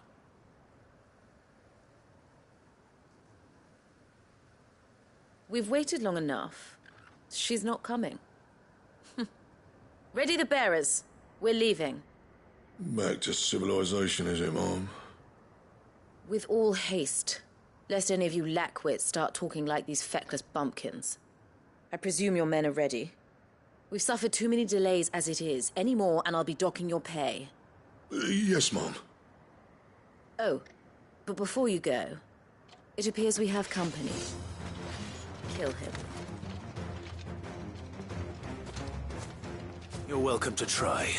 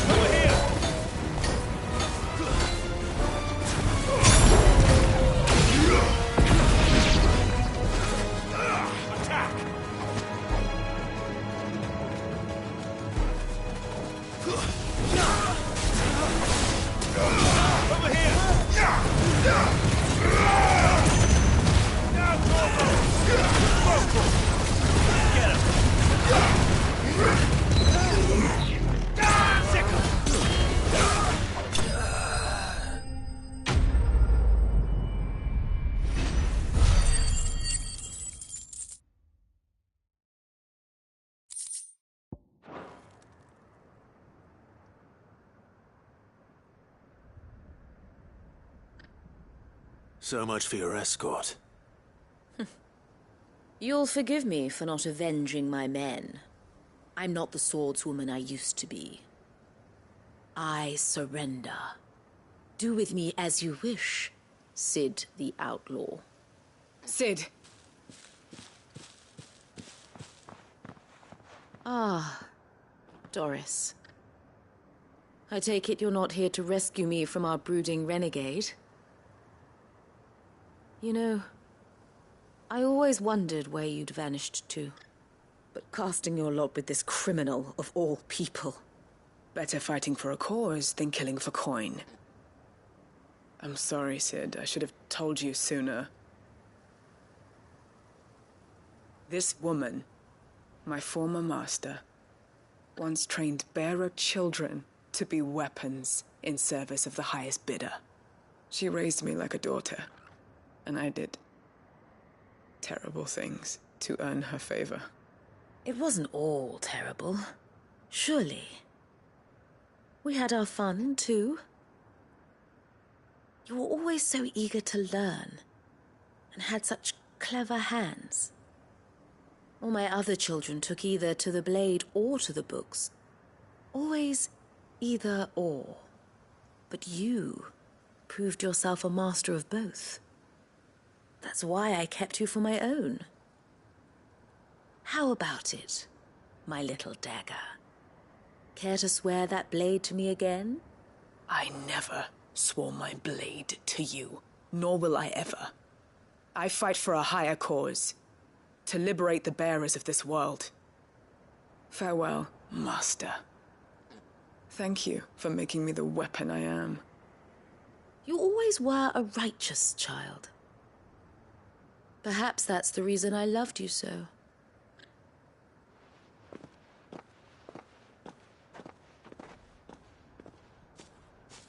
What do you want to do with her? I am not the killer she wanted me to be. Not anymore.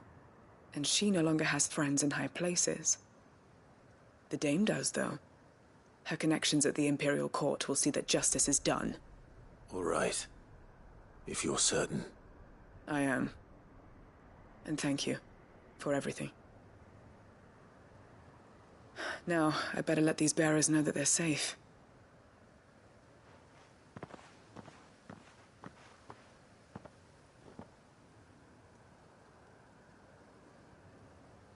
Then I should head back to the hideaway and put Cole's mind at ease.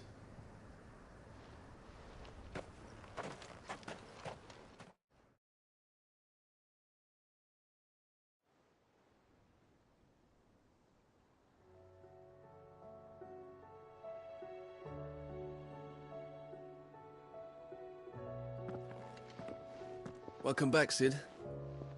Doris's message just arrived. I hear you saved more bearers from being smuggled across the border. With any luck, they'll be joining us in the hideaway shortly. Oh, and your letter. You don't need to worry about Doris anymore. I'd been hoping as much. She mentioned one or two things in her report. So the slaver we'd been chasing all these months was her former master. Wish I'd known. She's been arrested, by the way, over in Sanbreque. Went quietly, or so we're told. And she won't be getting off lightly. The Empire may have no love for bearers, but it's none too fond of black market traders either. Can't have been easy for Doris. I'm sure it wasn't. But don't worry. She'll be all right. I hope so. Suppose you should know, eh? You had quite the past yourself before you came here, or so I understand. Anyway, thanks again, Cid. The Cursebreakers would be lost without Doris. And you, of course. Keep up the good work, Cole.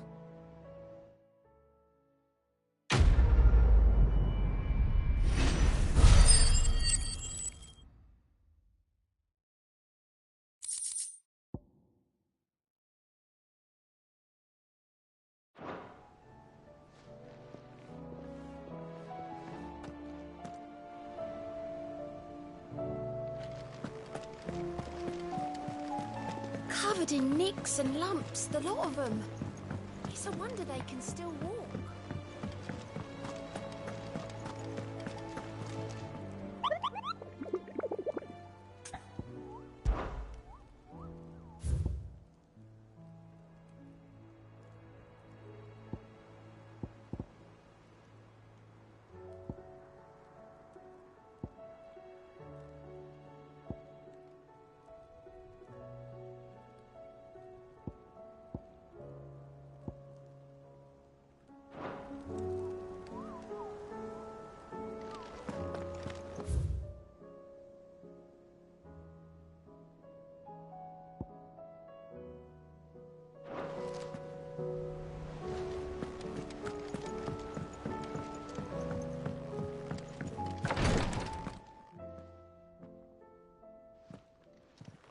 How are you feeling, Joshua? Better than I was. But not nearly as well as you should be. Your cuts and burns may have healed, but your body still bears the burden of every spell cast. And what would you have had me do? It was no ordinary foe we faced. It was the Warden of Darkness. Yet still, it was not enough. The king could have ended me at any moment, but instead chose to toy with me like a curl does a mouse. You underestimate yourself. Oh, it was crystal clear. Only one man established his dominance that day, and that man was Barnabas. I'm sorry, brother. That was ill-spoken. It's just, I have never felt so powerless. And when so many are looking to us for strength, perhaps the prince feels the same.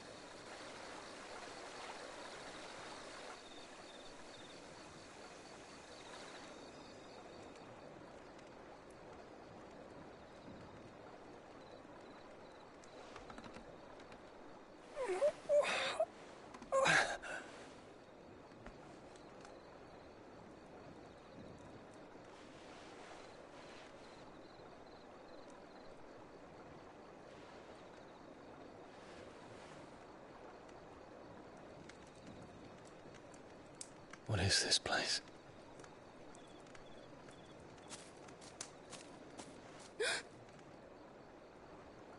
Don't move.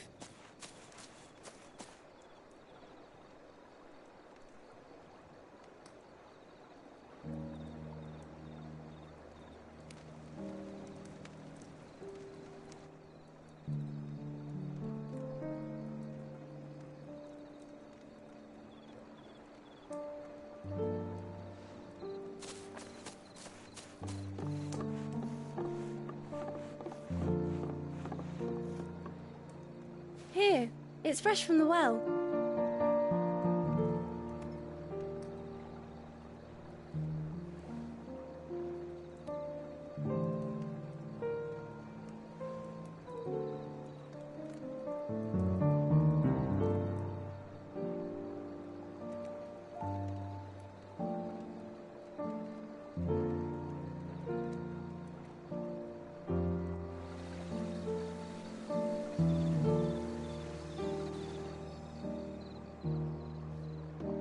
Grandmother told me spirits sometimes get lost, and that the lanterns guide them to their proper place.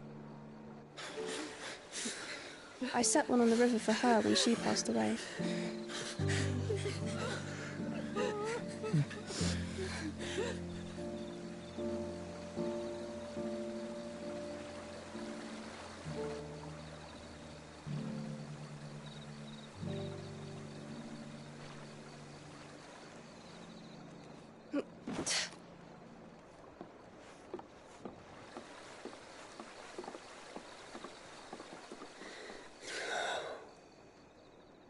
The fiend works from the shadows. Was it you who guided my hand then, Ultima? No, not you. This is my doing, my fault, my sin to bear. And for it, I must atone. Your hurts are healing nicely. It was my poultices that saw you well. You make them? And sell them, or try to. Earns me enough for bread, most days. Forgive me. I have nothing to... I know, but I couldn't just leave you lying there.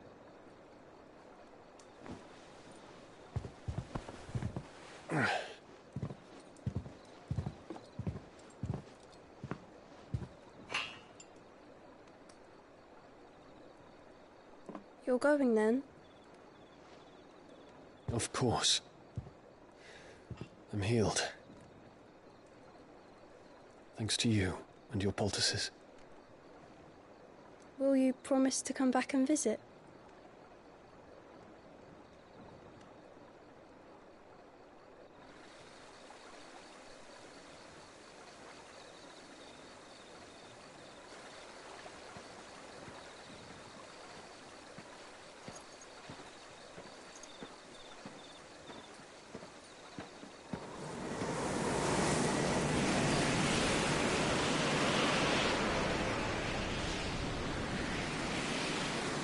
Well, Phoenix, it would seem that I owe you my wings.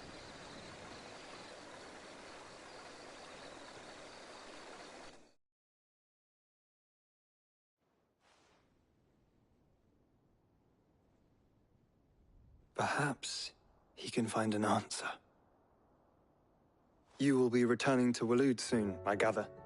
I see no reason to wait. Then neither do I. I can think of a few, but I doubt they'll stop you. You will take your medicine. Of course, Lady Daya. Set on leaving already, are you? How long will it take us to get back to Ash? Dunno, about the same amount of time it took us to get here. Maybe less, if your uncle can find someone trustworthy to patch up the Enterprise. All depends on where we're putting into port, mind. Yes. It's not as if we can put ashore wherever we choose. We have to assume that the whole of Ash is hostile, and that we'll be attacked on sight. Then we must find a place they won't think to look. And I have an idea who might know of one. The Professor! I'll go and tell you coming! While you're plotting our course, I'll be in the shelves with your lawsman. I wish to pick his brains about Ultima. Then I'll talk to Karen about supplies for the journey. They may not be easy to come by in Ash.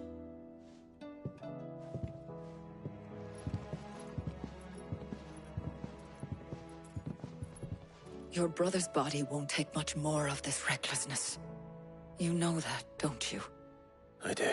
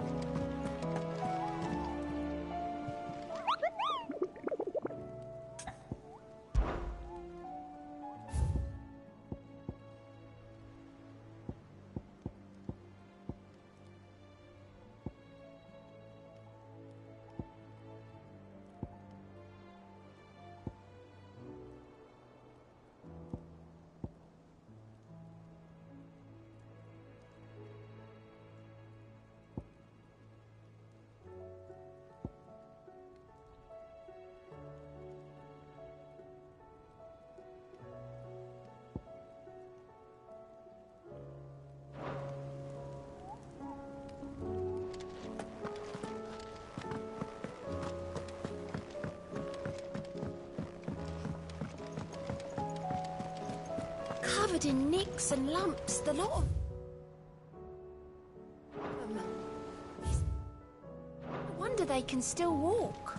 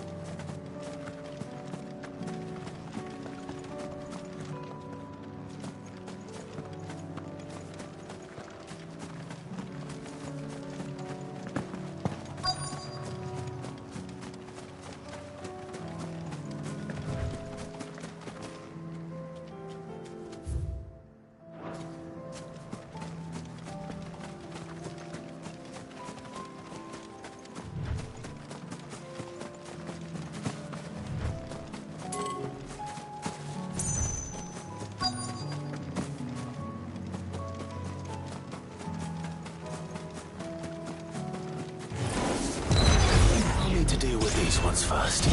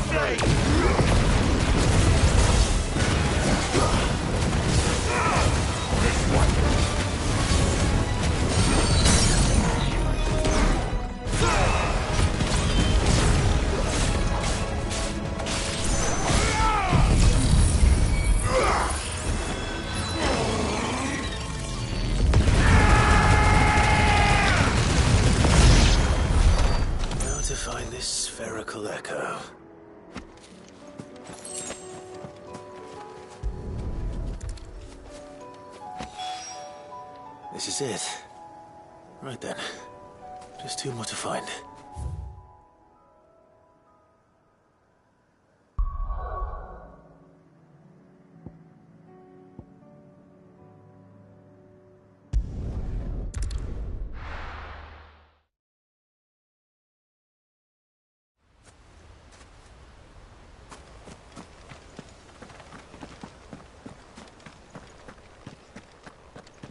I heard the Guardian saying we're supposed to grow up.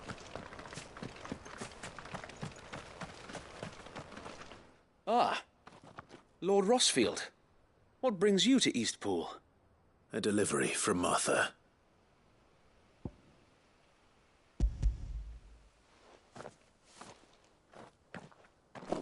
These are Gizal green seeds. Martha's keen to cut the apron strings, then, is she? I jest, of course. You see, I had thought we might be able to revive the old wheat fields, but they'd long since gone to seed, only without the seeds. Martha was hoping he might be able to show the bearers how to plant and tend these, so that they'll be able to fend for themselves. That's not a bad idea. These bearers had only recently escaped their bonds before we brought them here. They know little of freedom, of providing for themselves and their loved ones. Unless we teach them how to live like free men, I fear that all we have achieved in bringing them here is to exchange one master for another. Not that myself and the Guardians have been the best example to them so far, subsisting almost entirely on Martha's charity as we do. It's about time we all started to provide for ourselves, bearers and Guardians alike. Unfortunately, we've been a little too busy of late to focus on much besides bolstering our defenses. There have been alarming reports of... The Horde is closing in. They're coming, so wait, all of them. Damn it all, I thought we'd have more time. Gather the men in the square. Send to the rest for reinforcements. Yes, Sir Wade. The Horde. A Kashek, a veritable legion of them. They've been seen prowling around the northern reaches for a while now. We don't have the numbers to hold back a swarm that size. I had hoped to build a perimeter wall so that myself and the Guardians might be able to defend the village, but... Now you're out of time. Precisely. If reinforcements from the rest arrive before they do, we may just scrape through, but I fear that's rather an enormous if. What if you could call on reinforcements from Eastpool? You mean the bearers? We brought them here so they might live, not die fighting for their lives. So wait. You said you lack men to defend the village. Are the bearers not men? Do they not wish to see Eastpool saved? Though they may not be trained soldiers like your guardians. What help they are able to offer could still prove the difference between victory and defeat. You're right, my lord. I will appeal to them.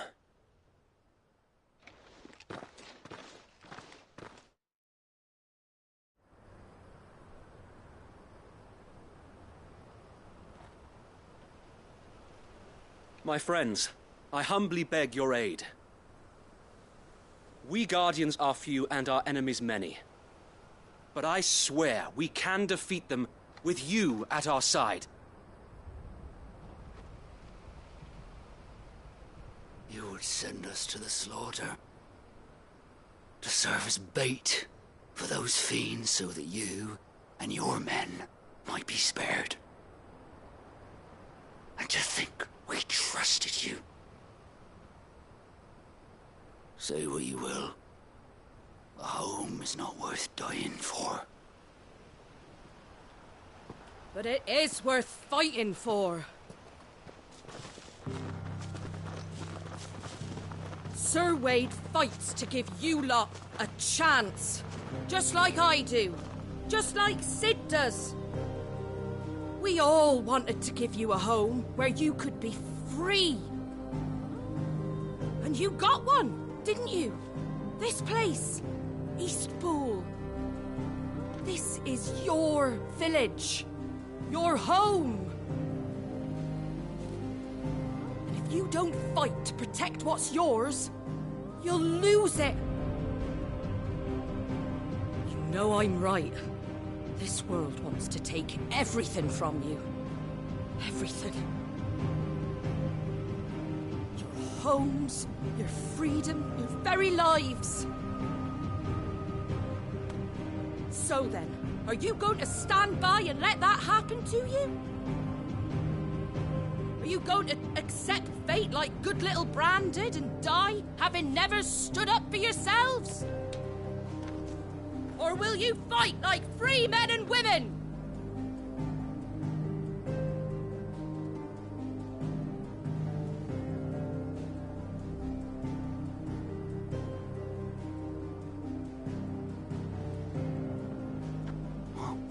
What are you doing? All right.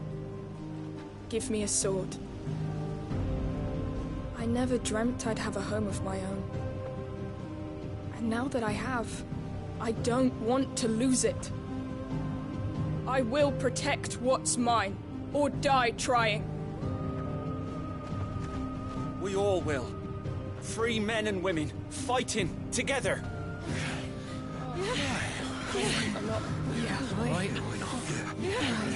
For Eastpool! For Eastpool!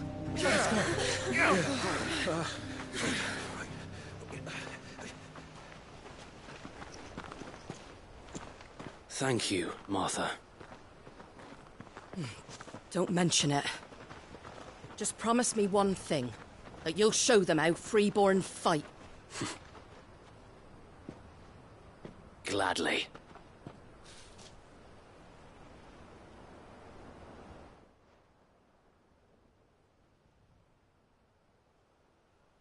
Well, if it was numbers you were lacking, you certainly won't be now. Thanks to you. Me? Oh, I just love the sound of my own voice. Lord Rossfield, my lady, we're ready. So what's the plan of action? We'll divide our forces into several small detachments, each made up of guardians, bearers, and guards from the rest. These will position themselves at strategic points around the village. Upon engaging with the Akashik, each detachment will keep the creatures occupied as best they can, steadily retreating all the while. You're going to lure them into the village? I am. We will have neither the time nor the resources to treat the wounded, so injuries must be avoided at all costs.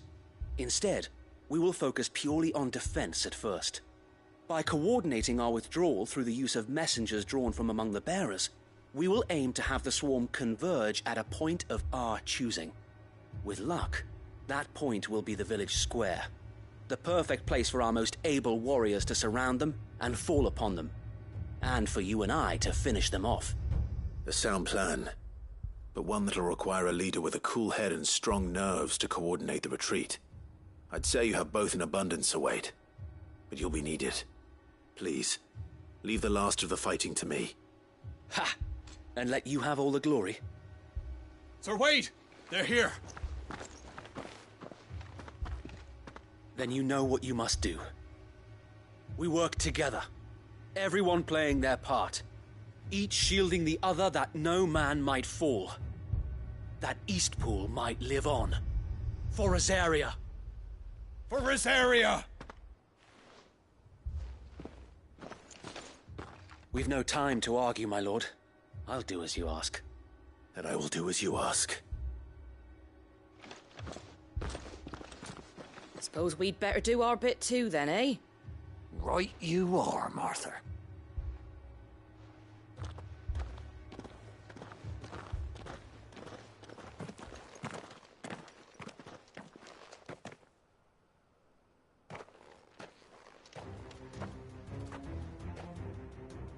The calm before the storm.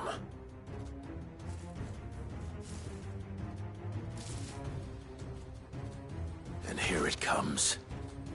I will not let this village fall.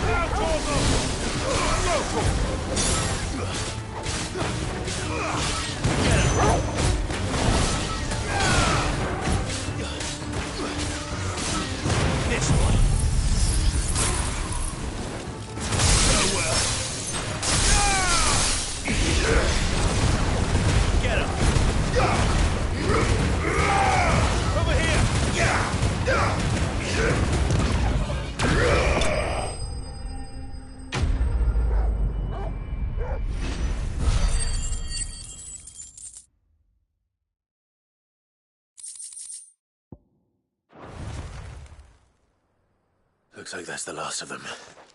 Lord Rossfield! Change of plan! What is it? Owl from the rest. An Akashic Curl's been sighted on Rhiannon's ride and is headed in their direction. Well, the better half of her guard is here. So wait, how many Akashic remain in Eastpool? Hard to say. My men are still facing some resistance, but I think the worst is behind us. I could order a detachment or two to fall back and... No. Let them finish the job. You stay here too, Sir Wade. Your men need you. I'll go after the Curl. Join me only when Eastpool is won. If you're sure, my lord. May the Founder protect you.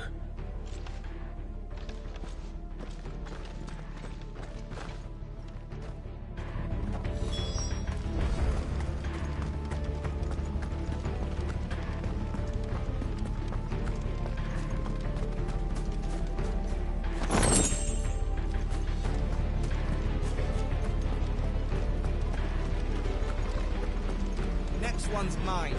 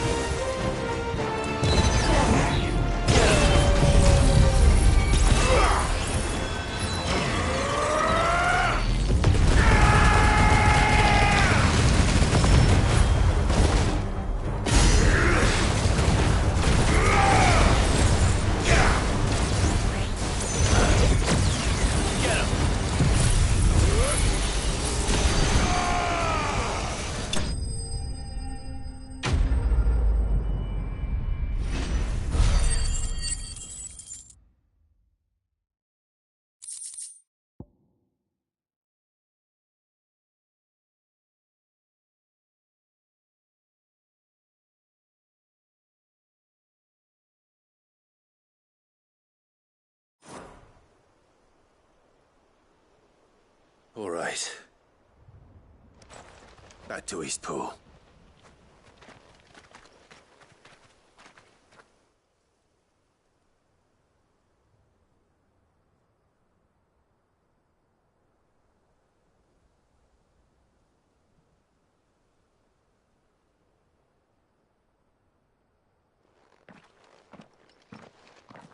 Lord Rosfield, the Curl, is it? It's dead. Thank the Founder for that. And for you, my lord. We were able to eradicate the rest of the Horde. I have guardians posted around the village to keep watch for further attacks, but all seems quiet for now. I hesitate to say it, but I think it might be over. I think it might.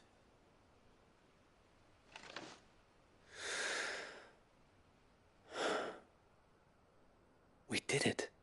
We saved Eastpool. Thank you, my friends. Thank you. No, Sir Wade. It's us who should be thanking you. You brought us together. Showed us what it means to fight for what you hold dear. We never had nothing to call our own before. We didn't know what it meant to protect it, but now we do. We really do. Forgive us, Sir Wade. You and your people saved us, and still we doubted you. But there's no doubt in my mind anymore. We're free men now, so we have to start acting like it. We have to fight to protect what's ours, to protect Eastpool. And we shall. We all shall. Together. This is our home. And if anyone or anything tries to take it away, they'll have us to answer to. Come on then. Let's get to work. This village isn't going to rebuild itself.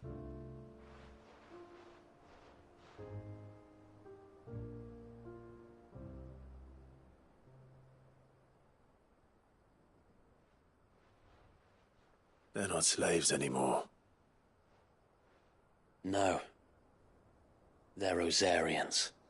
Your father took pity on the bearer's plight, and I believe if he was still with us today, this is what he would have wanted.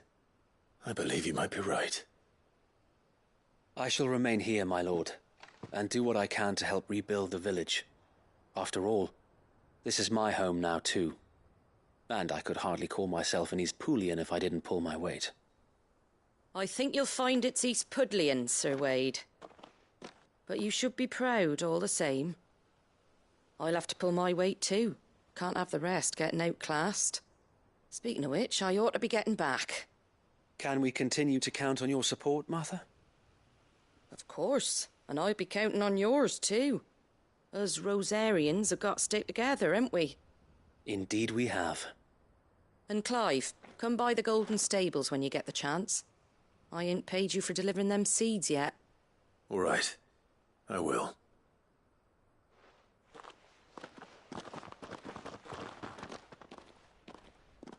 Lord Rosfield, do you remember our very first mission together? Clearing the goblins from the Stillwind Marshes? How could I forget?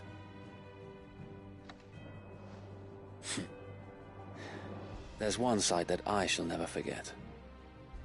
You, facing off against that giant Morble. Not a trace of fear on your face. Since that day, there have been more than a few times when I felt like giving up. When the odds seemed so stacked in the enemy's favor, I thought I may as well just lay down my sword and surrender. But every time I would think back to the look in your eyes that day and remember what it means to be a shield. Know that whatever trials Eastpool may face, I shall never lose courage. Thanks to you. So Wade, you have always been a true shield. I know that Eastpool, and indeed all of Rosaria, will be safe in your hands. Thank you, my lord. I know the rest of the world will be safe in yours. I'll do my best.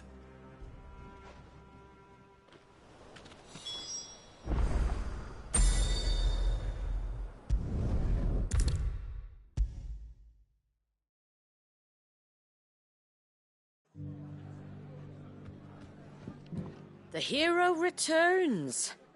It's lucky you came by when you did, eh? Not only did my seeds get delivered, but you went and saved Eastpool and all. I just did what I could. And it's only right that you get rewarded for it. Take it before I change my mind. Thank you, Martha.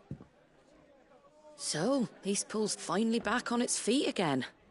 And a home to free bearers. Who'd have thought we'd see the day, eh? Well, it was your idea. I know that, but I never stopped to think what it would mean. Bearers in charge of themselves, thinking for themselves, working for themselves. Like your hideaway, but not even hidden away. Though I suppose the rest ain't much different nowadays. You know, bearers living free like that reminds me of when I first met Sid. Loath as I am to recall that particular day. I take it you didn't always see eye to eye. What happened? Well, if you really want to know, I started doing what I do long before I met Sid. In fact, that's how I met him. Or at least how he came to meet me. He showed up at the stables one day, asking questions about who'd been buying up bearers.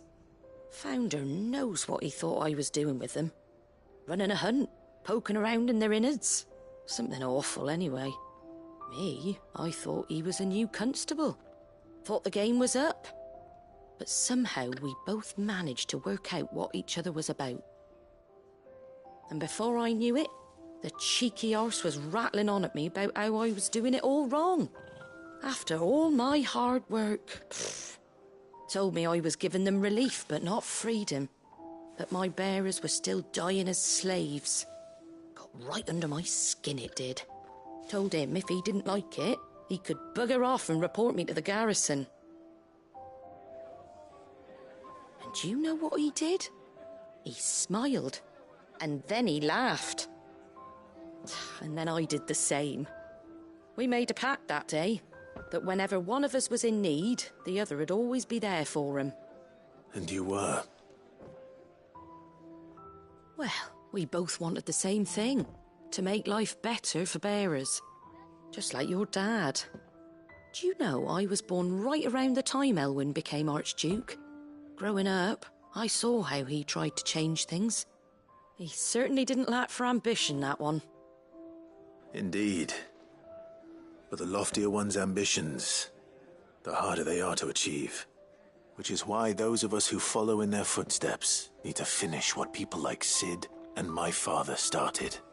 Suppose you're right, aye. And if we don't manage it, there's always them who come after us. Good thing we've got a few half-decent sorts waiting in the wings, eh? It's almost enough to give you a little bit of hope. Just a little. Anyway, enough nattering. Better get back to work. Let's see about making everyone some dinner, shall we? The least the folks who saved Eastpool deserve is a hot meal. And you and me ain't gonna save the world on an empty stomach neither. That sounds like a wonderful idea.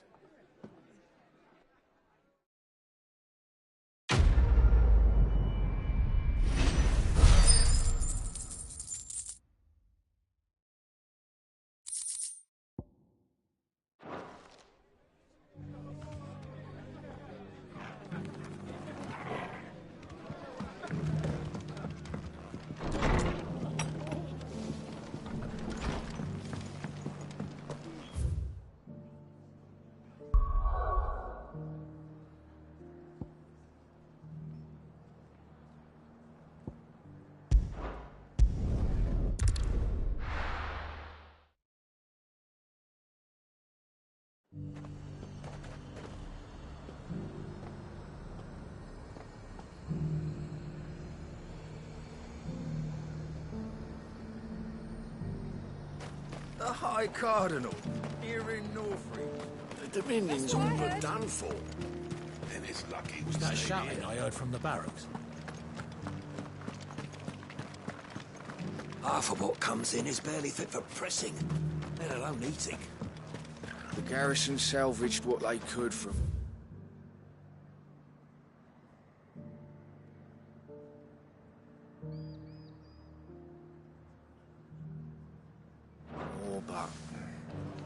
That grain won't last us through the winter, will it?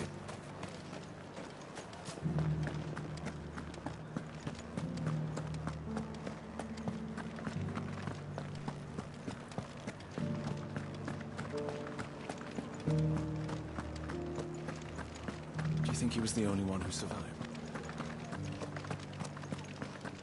And you're just gonna fall into line? What else can I do? I don't trust this Duke.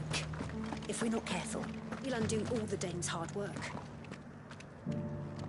Oh, Clive. What am I to do? My wards and I may soon be without a home. What's happened? The High Cardinal has descended from his lofty throne and taken up residence here in Northreach. The High Cardinal? Leader of the Council of Elders, second only to his Radiance at the head of the Imperial government. Not that any of those things still exist. Now he goes by his noble title, the Duke of Oriflamme. And what does he want with Northreach? He wants to transform it into a military stronghold, a foundation upon which to build a new Sambrec. He's already secured the support of the various army remnants, with promises that they shall be afforded the respect they deserve in his empire. One built on the confiscated property of the people. He would rob the populace to pay for it. Believe me, I have used every means of persuasion to discourage him from this folly. But for whatever reason, he will not listen to me. What does Captain Philippe make of this? When the town was under attack, it was him the soldiers rallied around. Couldn't he use that influence again? How? By speaking out against one of the most powerful men in Sambrec. A man whose stated aim is to revive the empire Philippe's comrades swore to serve, and to improve the soldiers' lot within it. The captain can offer them a regular supply of gruel, and an occasional trip to the Vale to help them forget the terrors they face each day. The Duke offers them a vision of strength and safety. No. Any attempt to incite mutiny would cost Philippe the support of his men, if it did not cost him his life. But given the mood around town, mutiny may yet be unavoidable. The people have little appetite for further deprivation, least of all when it serves only to elevate others. And who could blame them? Clive, would you appeal to the Duke on my behalf? For your services to Northreach, you have the respect of the soldiers, and they will take you to His Eminence if you ask them.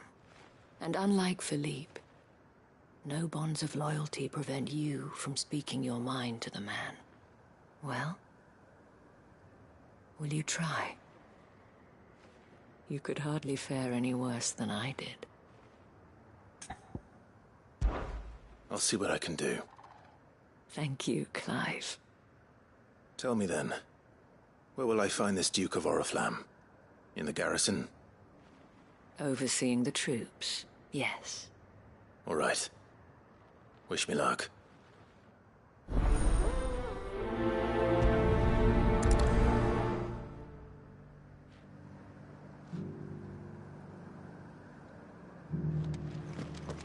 I may have met this Duke before, at the Remembrance ceremony. Let's hope I didn't make a strong impression. The Dane's hard work. And you're just gonna fall into line? What else can I do?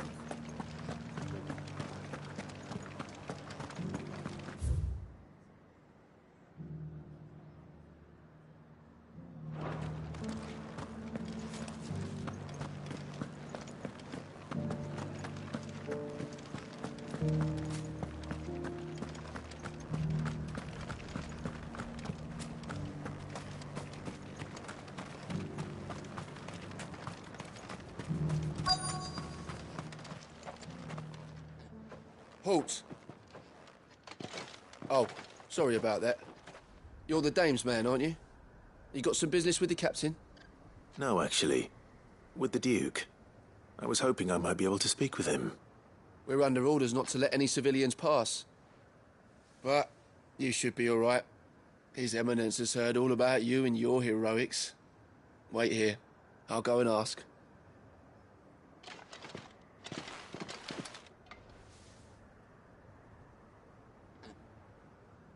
So, you are the sellsword who lent his aid to the garrison. The Empire owes you a debt, and I shall see it repaid. But tell me, is it wealth that you seek, or favor? Neither, Your Eminence. I thought only to inquire about your plan to turn Northreach into a stronghold. Ah, I see. You are worried the expanded garrison will render your services redundant. Yet you needn't be. A proud fighting man like yourself shall always have a place here. Pride of place, in fact. For too long has the contribution of the noble soldier been under-reckoned. But no more. For it is they who shall see the Holy Empire rebuilt, beginning right here in Northreach. Why here, Your Eminence? The town has been fortunate enough to escape largely unscathed from the recent troubles. Her defenses are sound, and her garrison well prepared. Which is more than can be said for Oriflamme or Twinside. The Empire wants for a capital, and I believe Northreach to be the perfect place. With Caer Norvent as her citadel. Once we have seen to the refortification of both the town and the castle, we need only build a wall around both to create a city that would be the envy of the twins. Plans are already underway for the construction. Soon enough, these thralls shall learn that they are no match for the might of Sanbreque. I fear you underestimate how dangerous these creatures are, Your Eminence. Should they return in force, you will need all the people of Northreach to come together in defense of the town. Something they may be loath to do if they've been deprived of their worldly goods. The people will do as their leaders command. If Sanbreque is to be rebuilt, she will require a functioning government. One whose authority is beyond question. That is why this levy is necessary. So that any man who wishes to join the army might do so and be fed, outfitted, and paid as befits a defender of the Empire. And yet there are those who persist in peddling the treasonous lie that I seek to steal from the people and drive them from their homes. I suspect they're afraid of losing what little they have left. Precisely. The common folk have little and less, and you mean to deprive them of even that. You would sow the seeds of your new empire in your own salted earth. Sabine, we have discussed this. Yes, and I told you then how putting the empire before her citizens would lead only to revolt. Without an empire, there are no citizens. And in yours, there will be only beggars. Is that what Griga wills for her people? Do not take her name in vain, Sabine. I'll come back later. The citizens revolt. I wonder what the people really think of the Duke's plan. It wouldn't hurt to ask them, I suppose. Let's begin with those on the other side of the wall.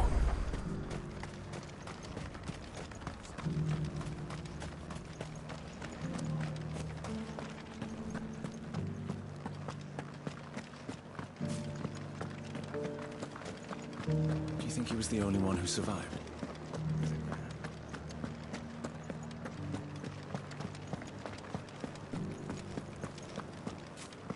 That so-called... All right there. What is it you're after, sir? Just your opinion, actually. I wondered what you thought of the Duke of Oriflamme. Oh, him.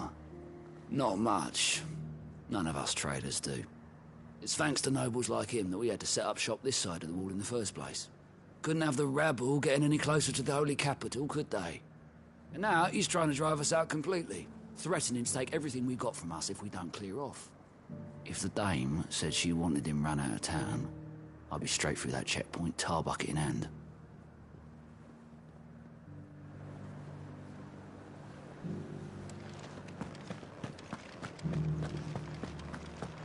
Half of what comes in is barely fit for pressing, let alone eating. Sell anything today? As much as you. I'll wait. I've been hearing a lot of talk about a certain duke. Nothing good, I'll wager. Going around acting like he owns the place. And with hardly a word to the dame. This is her town, not his. I take it you'd rather she was in charge. As far as I'm concerned, she still is. Just need his eminence to sod off back to Oriflamme.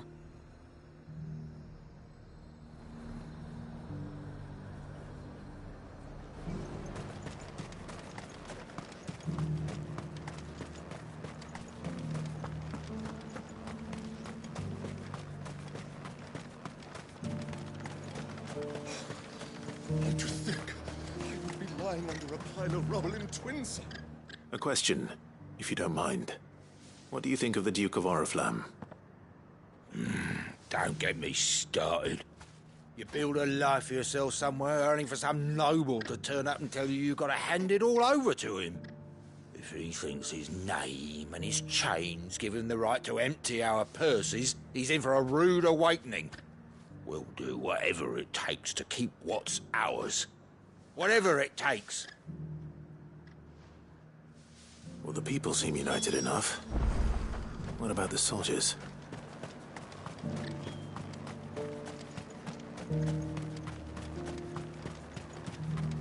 Was that shouting I heard from the barracks?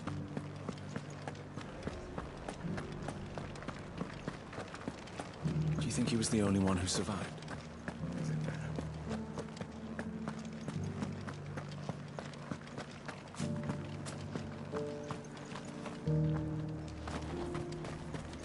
One at a time now. There's enough for everyone. You're the one who was talking to His Eminence. On the dame's behalf, yes. I was trying to persuade him not to take the people's goodwill for granted, but it seems my words fell on deaf ears. What do you think of his plans? I'm a soldier, mate. He tells me what to do, not the other way round. Listen, I've got nothing but respect for the dame, but I've got a family to look after. That's where my loyalties lie, not with the town or the Empire, but with my wife and children. If the Duke can get us cement and the equipment we need to fight off those blue-skinned bastards, I don't care how he does it.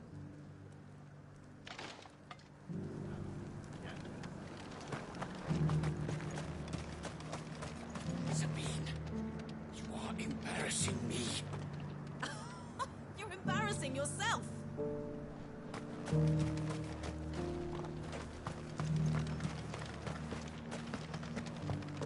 We already have a leader in the Dame. It's not only control of the garrison he wants, it's the whole of Northreach. Excuse me, do you have a moment? I wondered if you'd mind sharing your thoughts on the Duke of Oriflamme. Well, he's made a lot of enemies coming in the way he did. I mean, look around us. You can see the state the realm's in.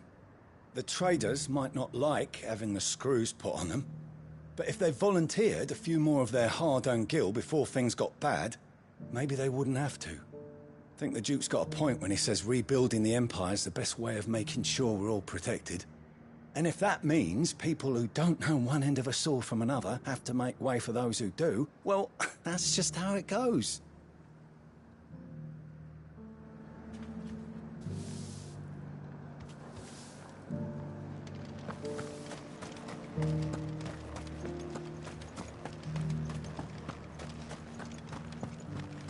Well, what do you think?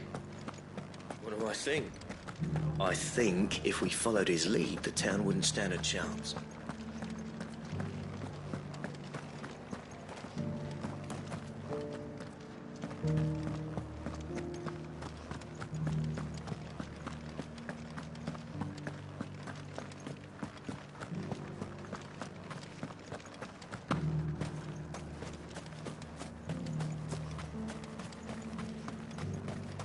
A whole day to try something.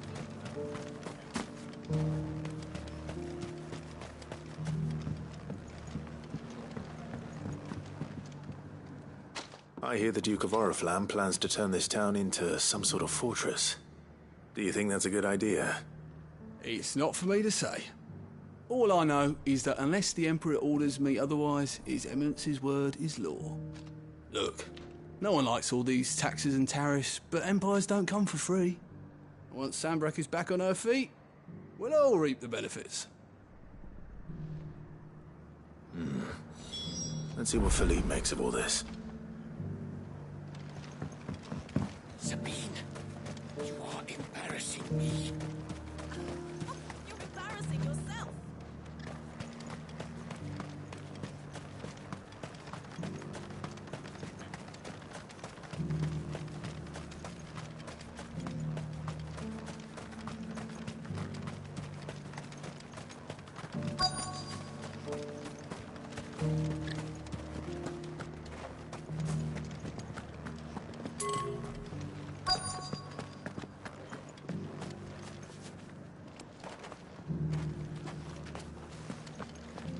Welcome back.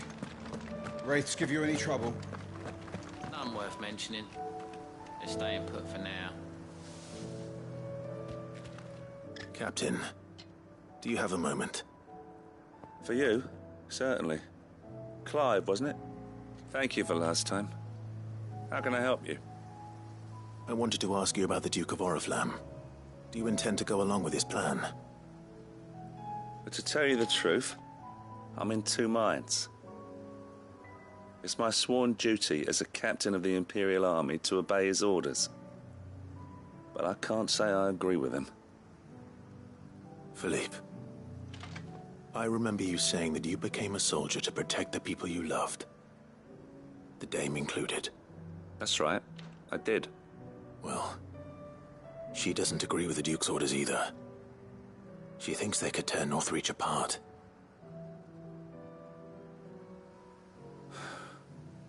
And she's probably right. Thank you, Clive. I know what I need to do now. Protecting the people I love is what matters. Doesn't matter how. Well, duty calls, so I better go. Thanks again.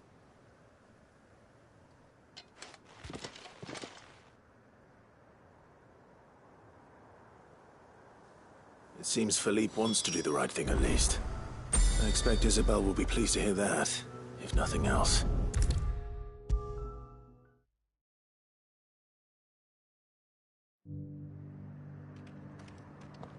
Ah, Clive. How did you fare? Were you able to speak with the Duke? I was, but...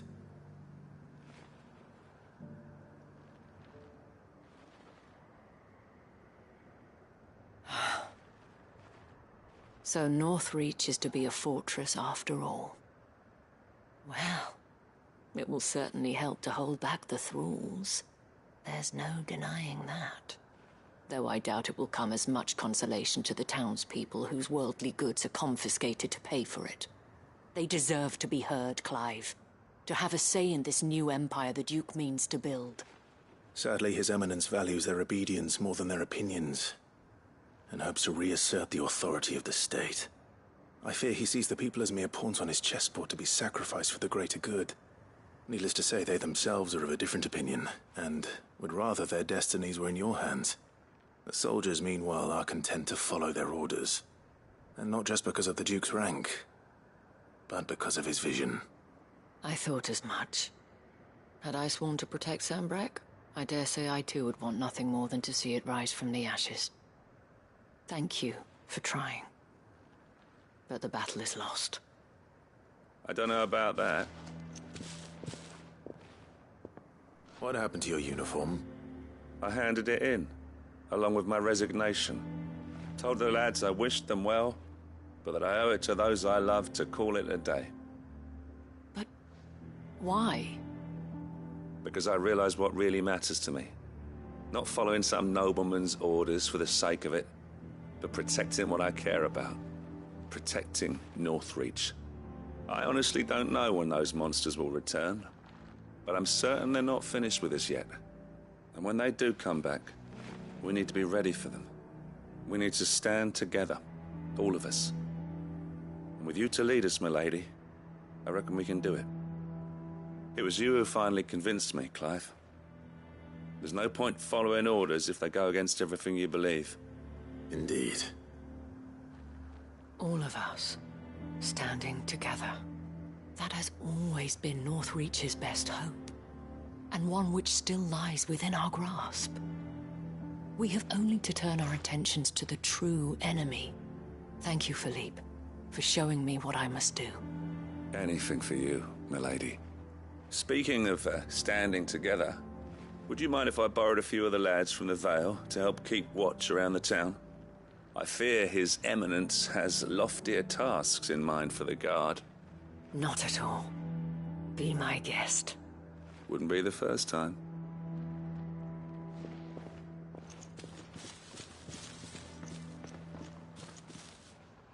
There may be hope for Northreach yet. Especially with men like you and Philippe to champion our cause.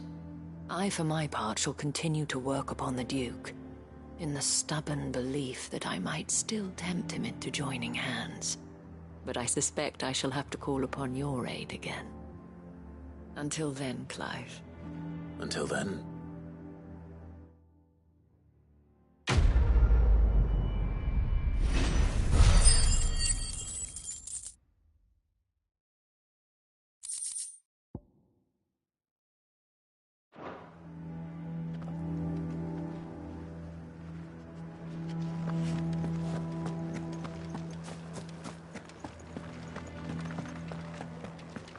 Your town needs you. I need you. But the Duke would have no choice. Saw the captain just now. Wasn't wearing his uniform.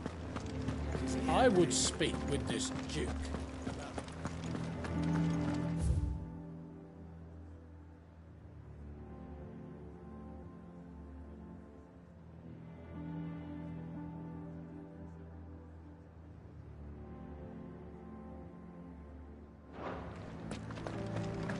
What does the dame have to say about all this, I wonder?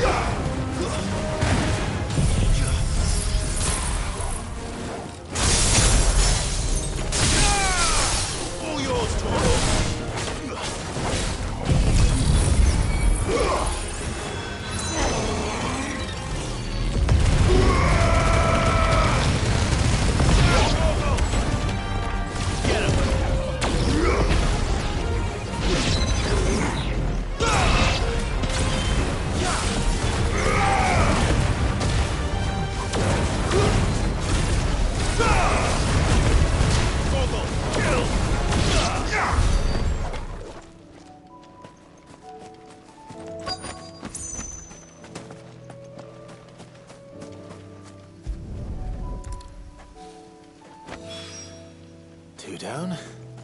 One to go.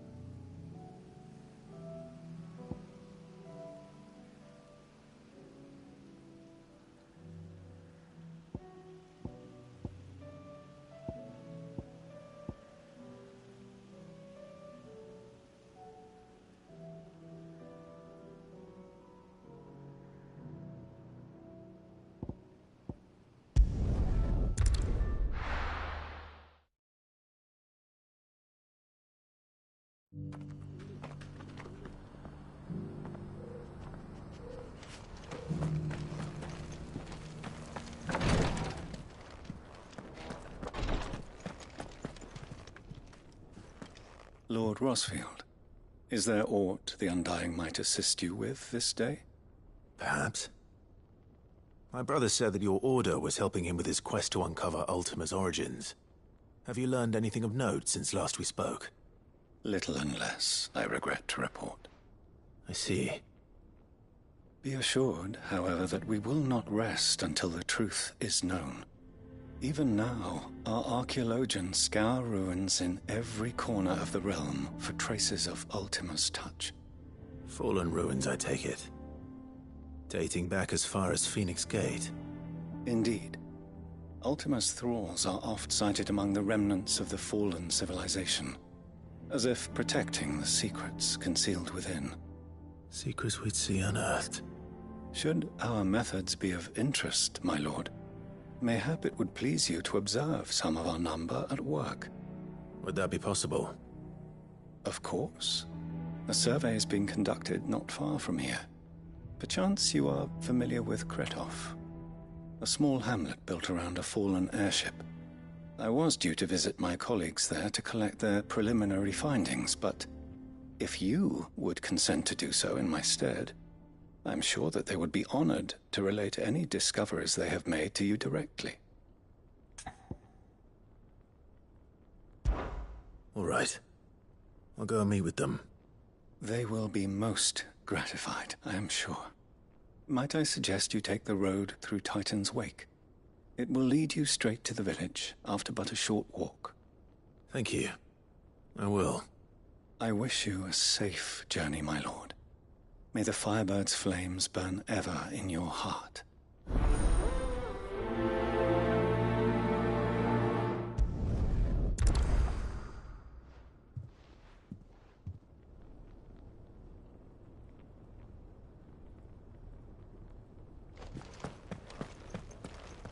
A village built around an airship.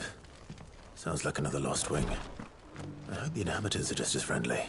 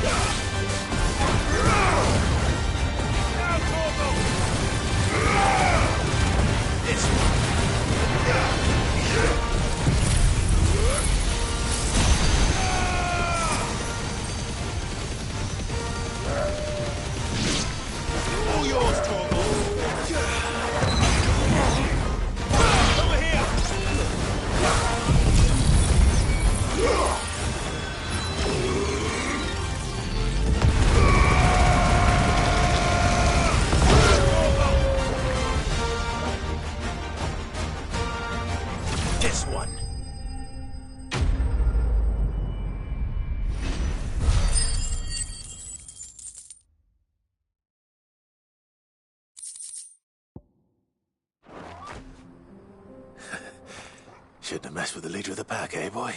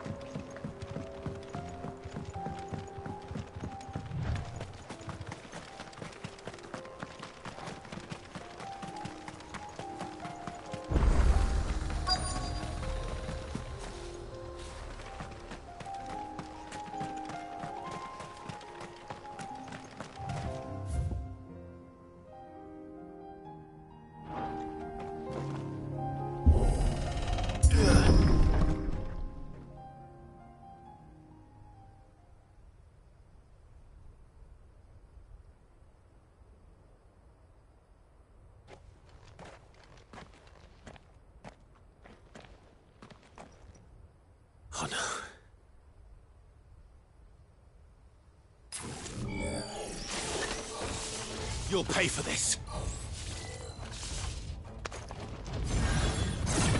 May still be survivors.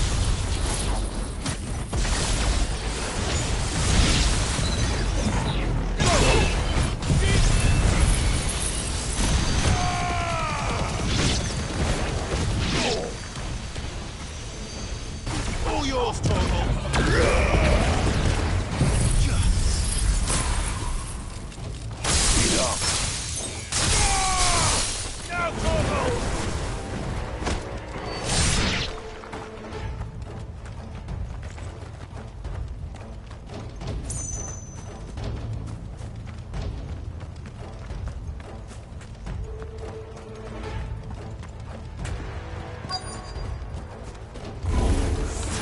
Whatever that thing is, I'd say it's their leader. Over here!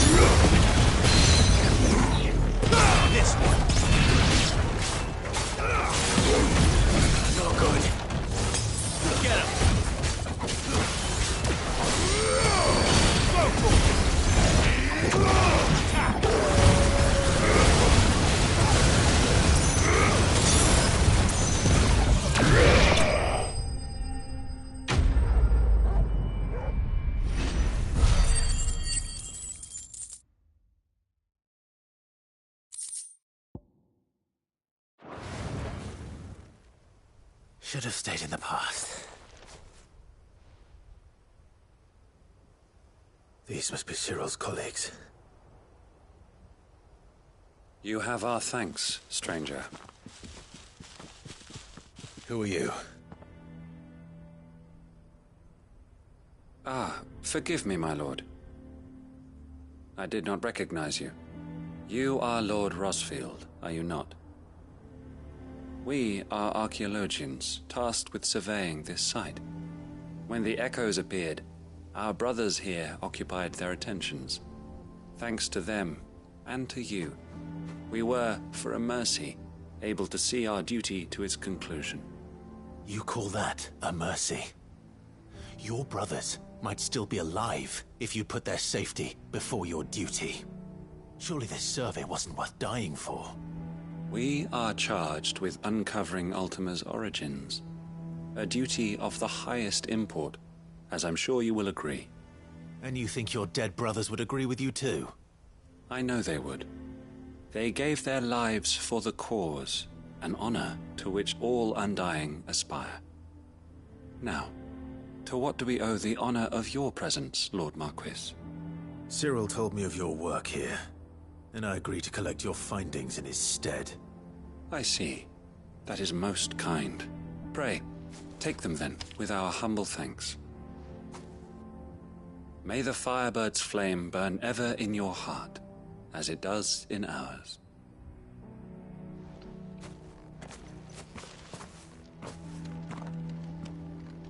It's one thing to lay down your life for another. But for a survey... I suppose I'd better get this back to Cyril.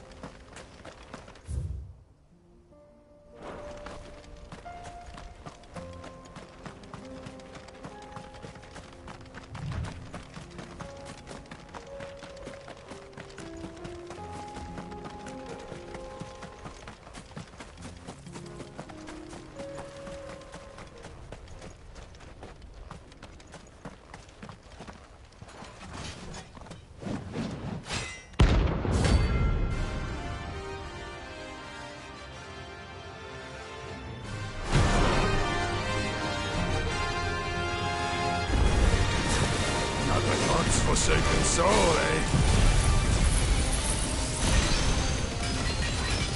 Only those who have nothing come here. So empty your pockets.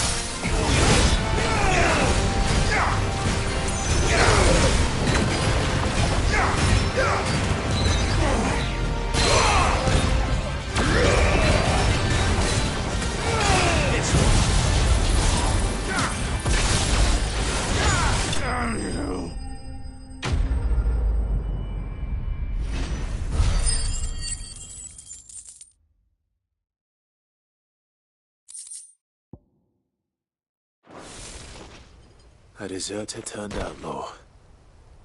We were more similar than he knew.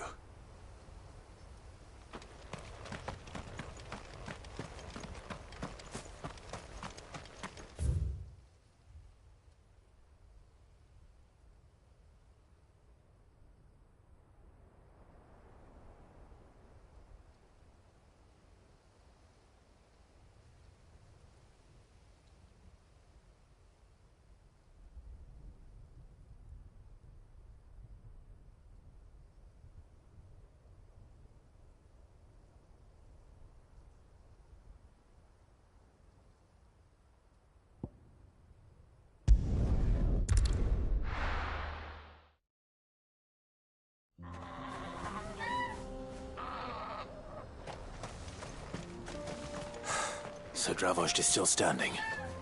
For now, at least.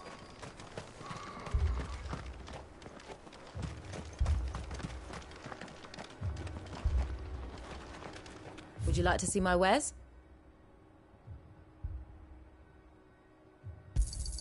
Thank you.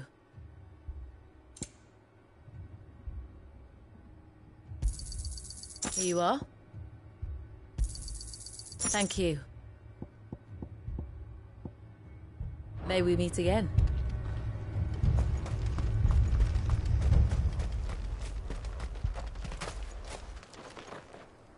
Clive! You're here! And the Akashic? Mostly off to the north still. But I spoke to Doris's scouts and it turns out things are worse than I thought. There's swarms of them out there. Told old Snotty to be ready to seal the north gate. That should buy us some time if we need it. Enough for the villagers to barricade themselves inside their homes at least. Well done. Welcome back, Cid. I'd never have guessed, you know. Not if August hadn't let slip. Who'd have thought that the savior of Dravost would turn out to be the realm's most infamous outlaw? Keen to help us out again? I am. Thought you could sneak off without me, did you? Blackthorn. Oh, what are you doing here? One of the scouts couldn't keep his voice down. Unlike my best mate who didn't think I deserved to know. Zoldan, how long's it been? Long enough for us two to turn into a pair of old codgers, I see. That your idea of an apology? Prick. Don't listen to him. You only did what you thought was best. For the village and that. I did, yeah. But that ain't the whole of it. Vulcan, our master, didn't leave the chiefdom to the two of us. He left it to me. The best blacksmith in Dravost, barring himself, of course.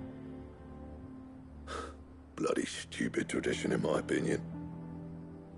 If someone's got talent, you should let them practice their craft, not ask them to settle petty feuds and barter for grain.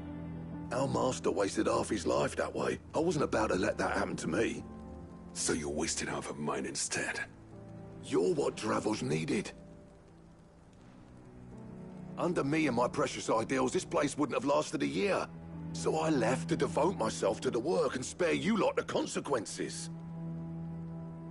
I may be a selfish prick, but I only did what I felt I had to.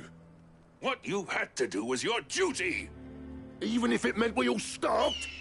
Enough. This is no time for bickering. You can finish beating each other up once Dravost is safe. Fine. I've said my piece anyway. Yeah. So have I. Sorry, Clive. I shouldn't have stuck my nose in. We're short enough on time as it is. Still, give us a mo, would you? I need to get my head straight before any of them Akashic try to bite it off.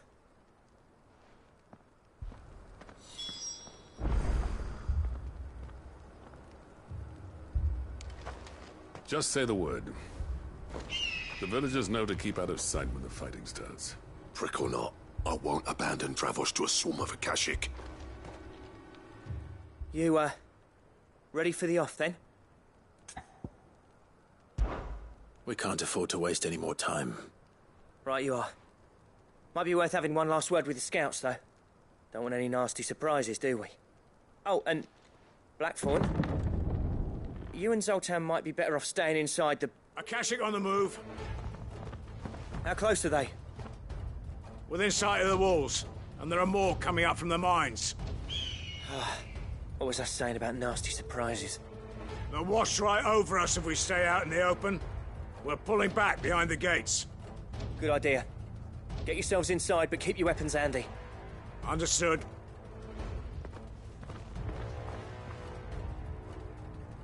I'm prepared to fight if I have to. Well, let's hope you don't. That's our job. Once the scouts are inside, order your men to barricade the gates. No heroic last stands, you hear me? No fighting at all if you can help it.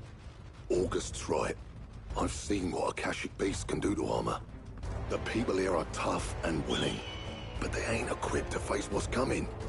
I'm going out there. Start work on the gate as soon as I've left.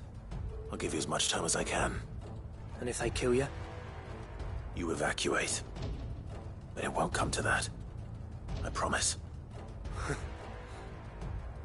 You'd better be right. Take good care of Dravoj till I get back. Leave it to me. And give those things what for, yeah?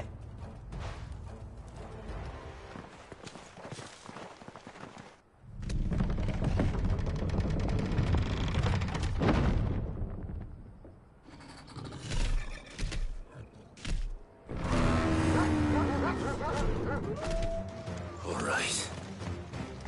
Which one of you's first?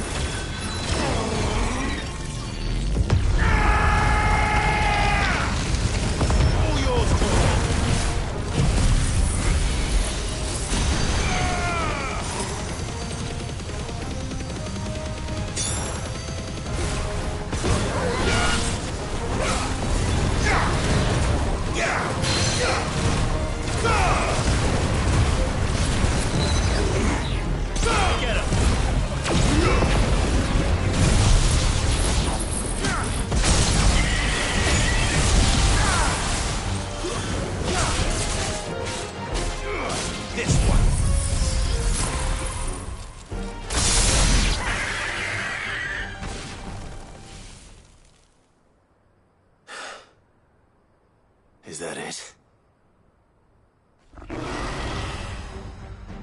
Apparently not.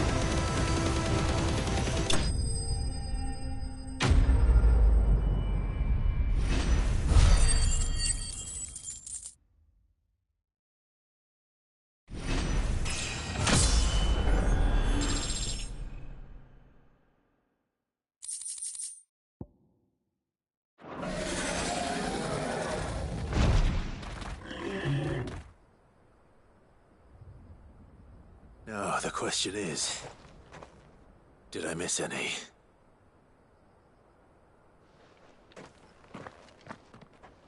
Man alive!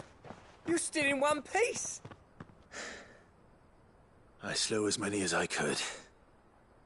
As many as I could, he says. The old bleeding lot, more like it. Well, almost. Only almost.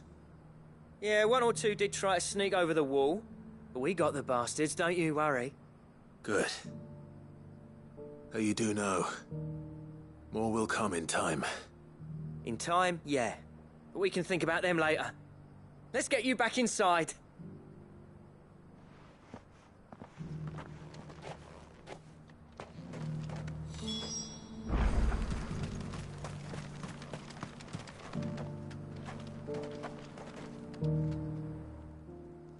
Cid! You're even more fearsome than your reputation. Enough to give those Akashic monsters nightmares. I almost felt sorry for the wretched things. But mostly, I felt grateful. Dravoged won't forget what you did today. I'm afraid I've only delayed the inevitable. There's no getting rid of that ether flood. Meaning that any living thing which stumbles into those mines will end up clawing at your walls again. And that's if the flood don't spread. If it does, well, I hate to say it, but the village's days are numbered. That may be, but we're staying just the same. With ether floods springing up all over, it's no less safe than anywhere, and more importantly, it's our home. We'll fortify the gates to the north, and I'll see that they're guarded day and night. All right. Then we'll give you a hand shoring up those defenses. As for you, Blackthorn, that's twice you've turned up when Dravos needed you. So, thanks. I shouldn't have stayed away so long. And I shouldn't have left without talking it over with you first. Too bloody right you shouldn't. Though I doubt I'd have listened. I always envied you.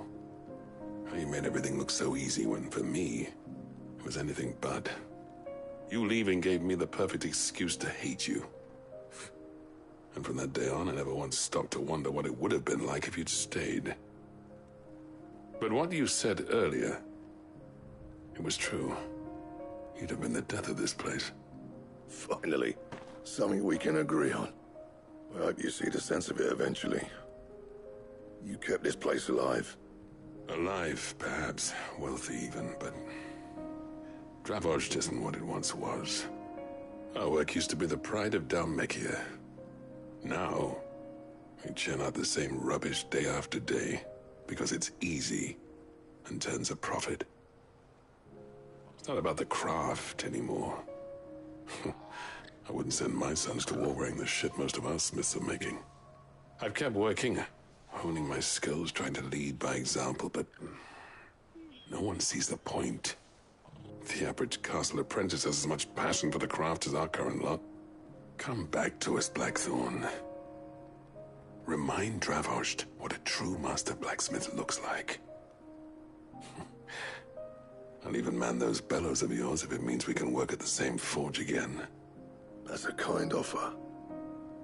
Kinder than I deserve. And I wish I could accept, but I'm needed elsewhere. There's people who trust their lives to my steel, and I daren't let them down. Fair enough. But that doesn't mean I couldn't visit from time to time. Let's see if we can't rekindle this town's passion for the craft, shall we? I'd like that. Just be sure to tell Snotty to let me in the next time I come calling, yeah? Knowing him, he'd let you in anyway. Blackthorn. The Master Smith turned outlaw, back in my good graces. I never thought I'd see the day.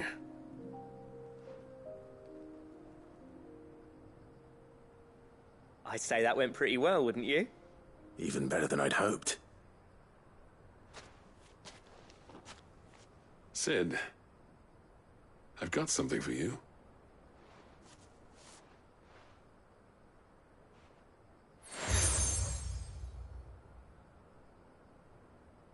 And this is?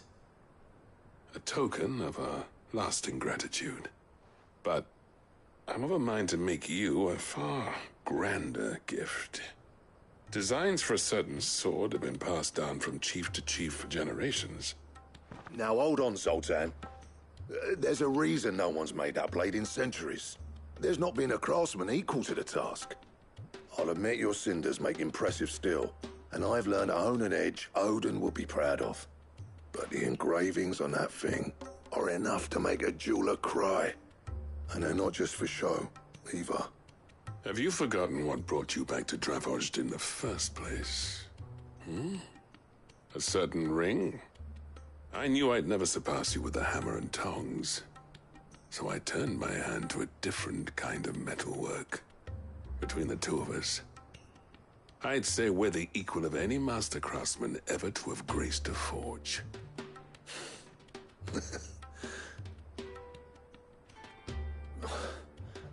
You know what? I think you might be right. Clive, you wouldn't mind if Zoltan came back to the Hideaway, would you? He's more than welcome. As long as he can keep our secret. Right. Zoltan, get your tools. We've got a legend to forge.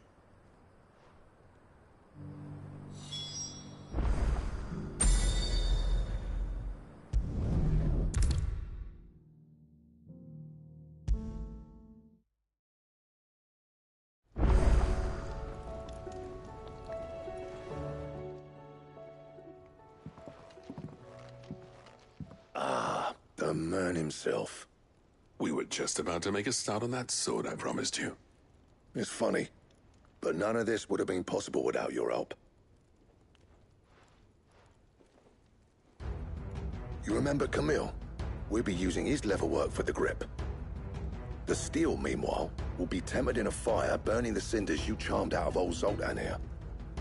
And that whetstone from the Outer Isles? That'll be what gives the blade its edge. And the final flourish will be my talented colleagues' engraving.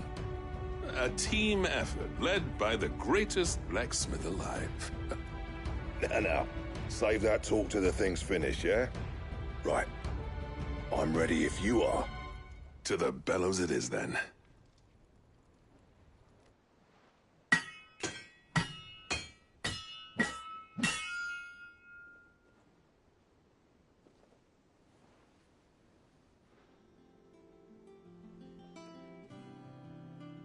Well, bugger me.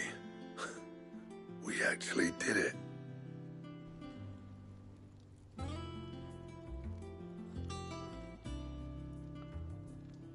The sword to end all swords.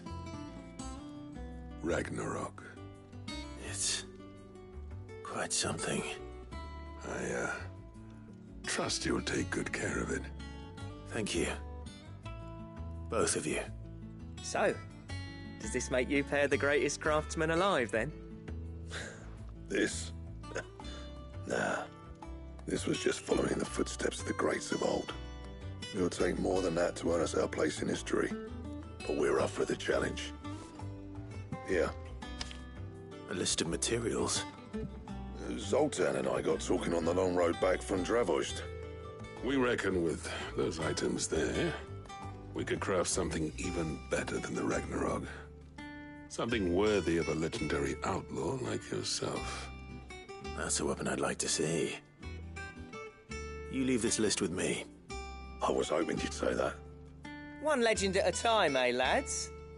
Before you start on the next, who fancies raising a cup to Friendship Reforged? Good idea. No more drinking to forget my past. It's about time I had something to celebrate. Then tap the kegs! Vulcan's boys are on their way!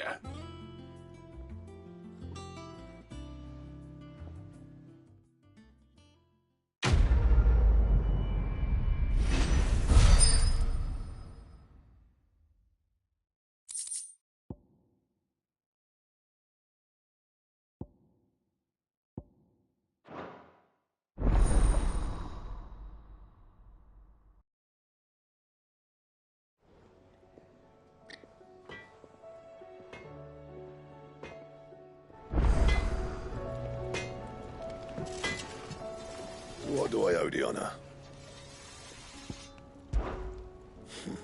I never thought me and Zoltan would ever speak again, let alone work together. And if it hadn't been for you, we wouldn't. You've been a good friend to me, Clive. The best. What's Sancfordian, dear?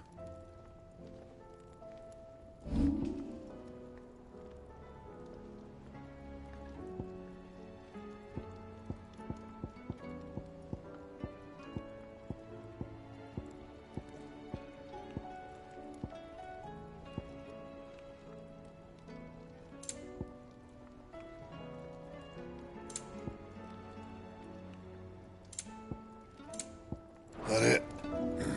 Fine. The stew's awfully thin these days. Tell me we've run out of happy nuts and all. Farmers are abandoning their fields and traders their roots. What do you recommend? You look like you could do with a drink. That's what we like to hear. Knock 'em back, everyone. Sid's buying.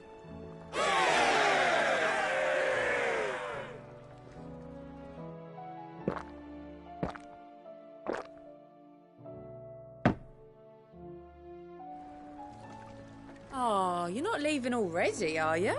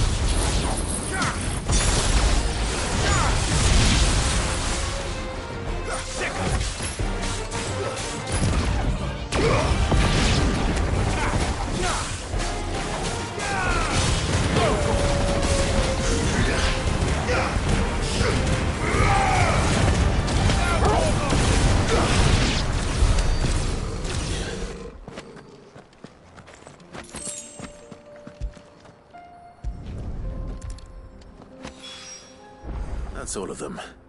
Owain can uncross his toes now.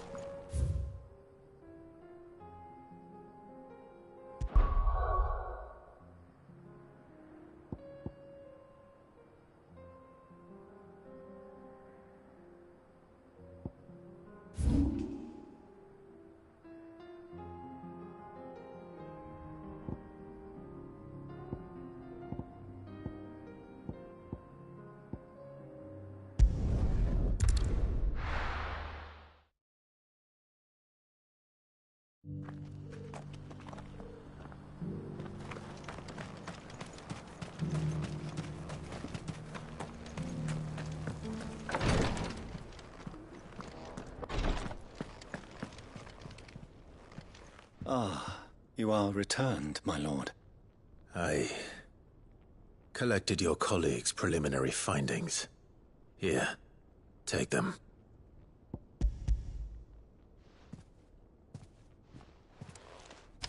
My thanks. I shall study them and inform you forthwith if I discover aught that might aid you in your fight against Ultima. Cyril, your survey party suffered several losses in Kretov. Losses which could have been avoided, had the others not chosen to complete their work instead of saving their friends. Were these your orders? No. This was their choice. Every Undying devotes his life to the service of the Phoenix. It is our sole duty, and should we die in discharging it, so be it. Even when death is avoidable. My lord, I fear that this is not a point over which it would be fruitful to argue. The Undying have served the Phoenix for countless generations, and your opinion of our methods, however earnest, is not like to change them. We live to serve the Phoenix. Our very order exists for that purpose, and that purpose alone. Cyril, I know that you and your brethren answer only to Joshua, but allow me to offer you a word of advice. It does not further the cause of the Phoenix to have his loyal followers surrender their lives without good reason. Provide your survey parties with an escort, that they might live to do their duty for years to come. Think not only of how you can serve the Phoenix, but how Joshua would want you to serve him. Please. For all our sakes. I thank you for your advice, my lord. If you will permit me to respond, our faith in his grace, Joshua Rossfield, is absolute. And we of the Undying will do what we believe is right to fulfill our duty unto him. As first shield to the Phoenix, I am sure you understand what it means to do one's duty. I do. Then we are of the same mind. And it is my hope that we may continue to do our duty together.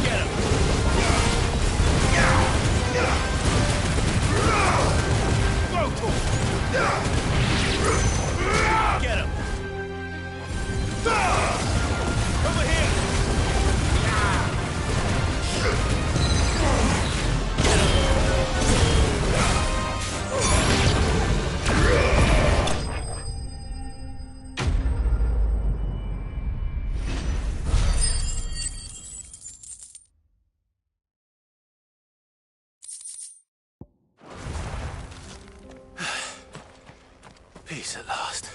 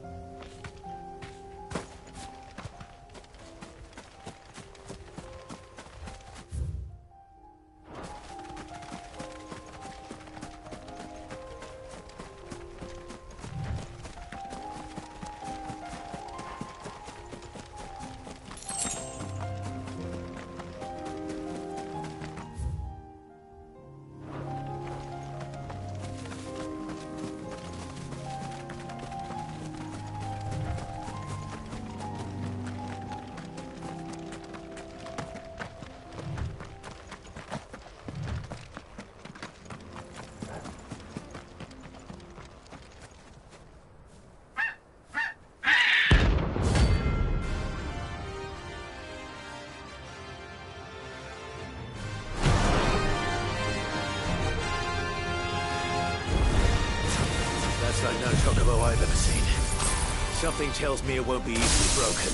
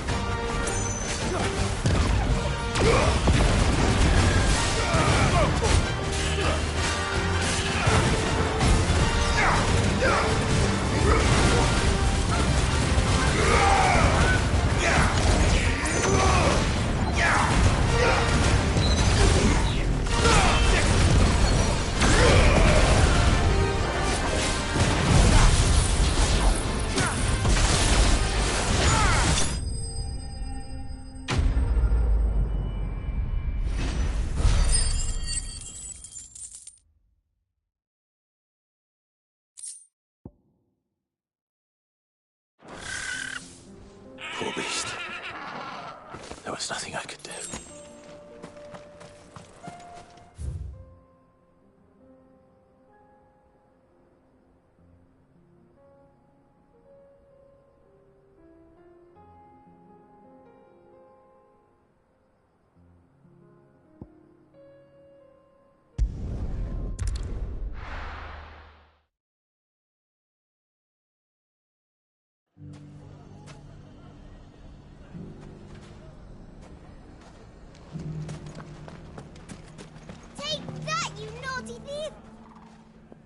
Clive! To what do I owe the pleasure? I just wanted to see how the town's been faring since you brought everyone together. Since we brought everyone together, all is absolutely wonderful. Conrad and Natalie's hands remain safely away from each other's throats and firmly at the helm. Our stores are full, and the bandits still too disorganized to raid them. Just as the good Lady Jane and Lord Underhill intended. Are you a lord? Lubor's going to be one too. They're going to make him the Lord of Dalimil, because of how he stopped all the grown-ups from fighting. It's the mayor of Dalimil, dear child, and the vote hasn't taken place just yet. But if the people wish me to lead them, I shall. And my first act will be to build a school so that menaces like you two learn not to interrupt your elders. Speaking of menaces, there may be a rather worrying one just over the horizon. May there indeed. I'm afraid the example Conrad and Natalie set in putting aside their differences and presenting a united front might have caught the bandits' attention. And they might have elected to take a similar approach. They have formed what one could call a League of Outlaws, and they grow more organized by the day. But we'll fight them all off just like last time, no matter how many of them there are. Won't we, Lubor? Of course we will. If we continue to work together, we can overcome any challenge we choose to face. The longer we avoid facing this one, the more difficult it will be, until the only way to overcome it might be to run for the hills. Our best hope is to nip these efforts at organization in the bud, by finding those ne'er-do-wells who have yet to join the cause, and ensuring that they never do. Perhaps a certain Lord Underhill might be willing to lend us his aid once more? How could I refuse? Thank you, my lord. Victor will fill you in on the particulars. I have him stationed by the Desert Gate, receiving and collating reports from my scouts. Such an amenable soul. He reminds me of you. I'll go and speak with him.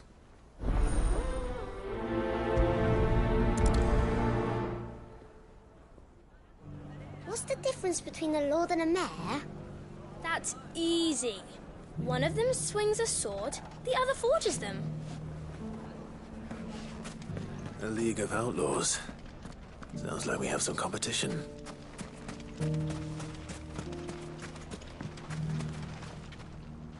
Still in Dalimil, Victor?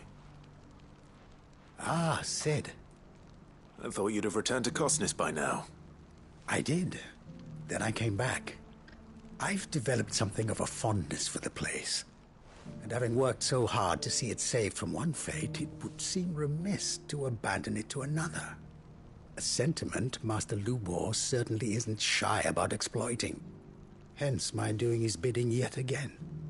You're not the only one. What does he want you to do? He asked for my aid in putting down the bandits. And he said that you might be able to help me find them. Then you've come at just the right time. I was on my way to speak with Conrad about how to organize our forces. There are more camps in the vicinity than we can safely strike at once. But we must strike together, and we must strike soon at as many camps as we can. We can't give this league of theirs time to rally its forces. All right. Which camp shall I take? There's one upriver. Just out there, across the dunes. Leave it with me.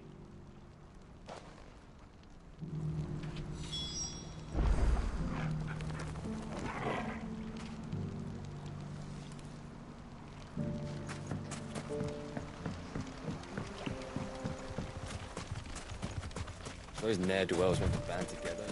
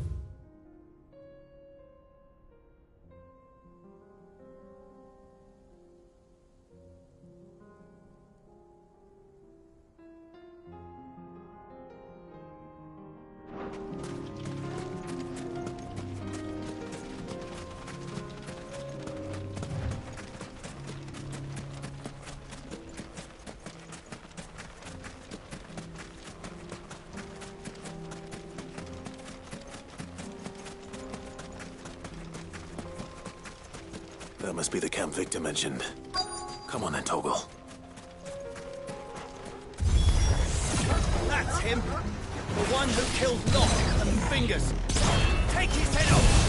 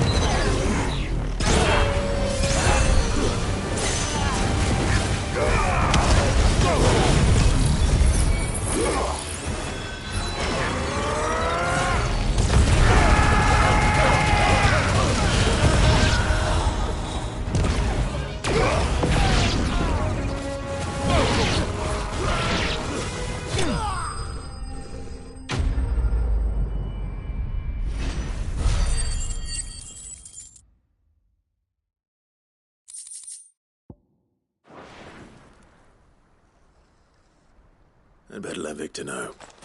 Cid, where are you? Ah, I see the bandits didn't pose you any trouble. No, but that's not why you're here, is it? No. Something's happened.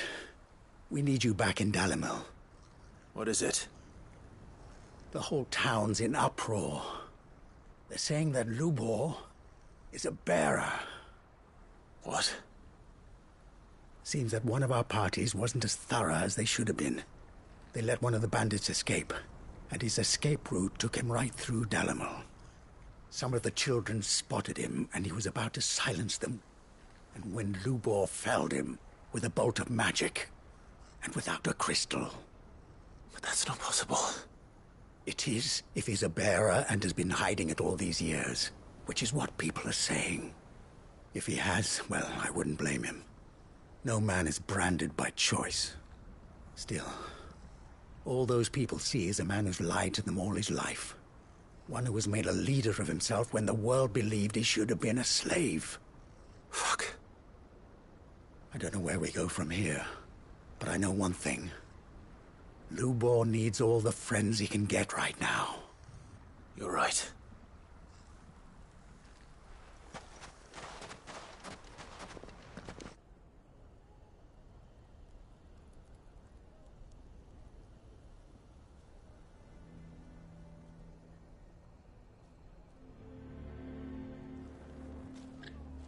And now everyone knows.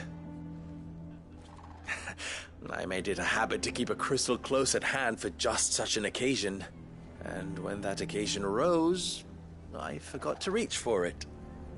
Well, it was bound to come out sooner or later. We're sorry, Lubor. We tried to keep running, but we just couldn't anymore. There's nothing to be sorry for. I rather enjoyed playing the hero for once. All that matters to me is that you two are safe. Look at him talking to his betters like it's nothing. All lies, I'll wager. Just like the ones he fed us all these years. Once people make up their minds, it's hard to change them. We need to do something, and quickly. Convince the people not to let their prejudices blind them. Convince them that nothing has changed. That their enemy lies outside these walls, not within them. You're right. We should speak to everyone. I'm glad you agree. I'll handle the townsfolk. I'm a Dalmec born and bred. They listen to me. You head to the tavern. Make Conrad and Natalie remember who Lubor really is. They know that Lubor and I are friends. I might not make for the most impartial of interlocutors. Lord Underhill of Randalar's League of Merchants, however, is a trusted and impartial mediator of note. I'll do what I can.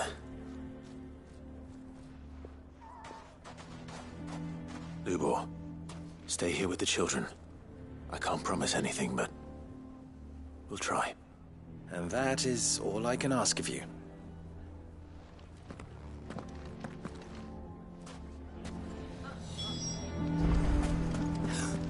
Why are you taking the bearer's side? You want to?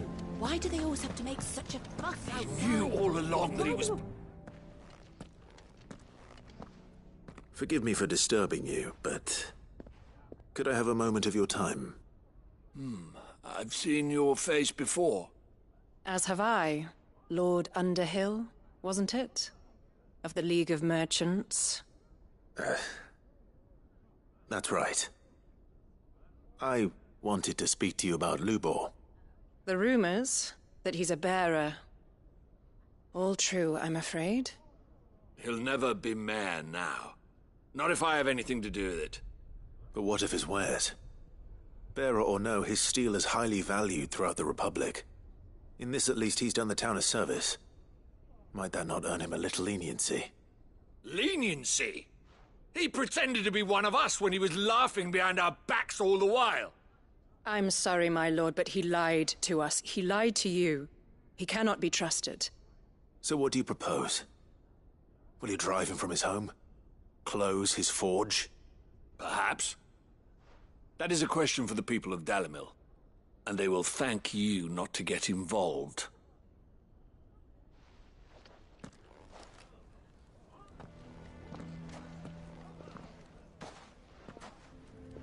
The townsfolk have made their minds up.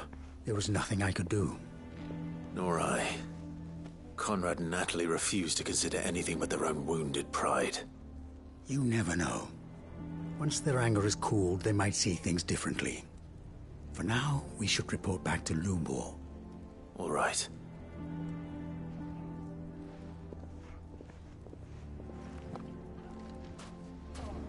Why do they always have to make such a fuss outside? Why the hell would Victor take the bearers? I assume the situation is hopeless? There's still hope. But...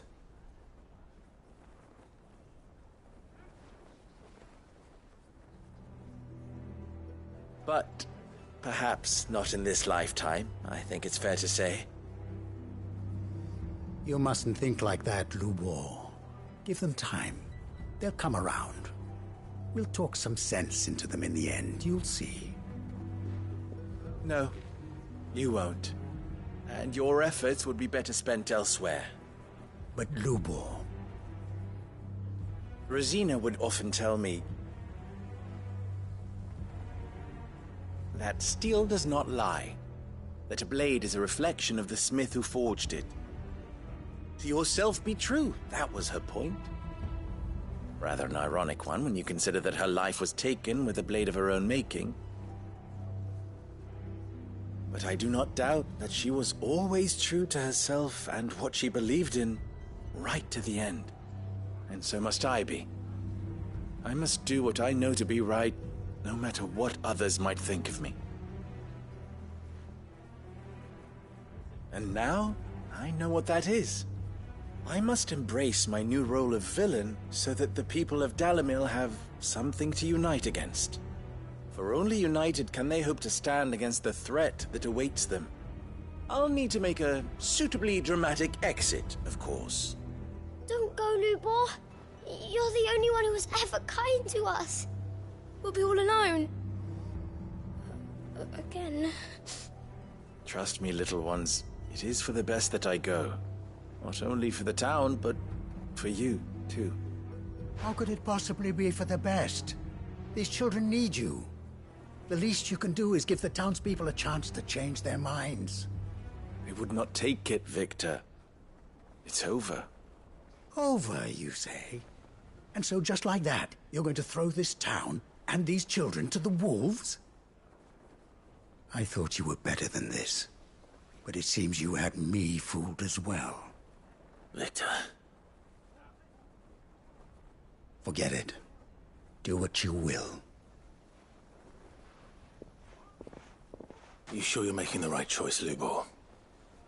Of those available to me, I believe it's the best one. Yes. Ah, but where are my manners? Here. A reward for clearing out that bandit camp. Right then. I have packing to do. If there's anything I can do. Anything. I'll bear it in mind. Thank you.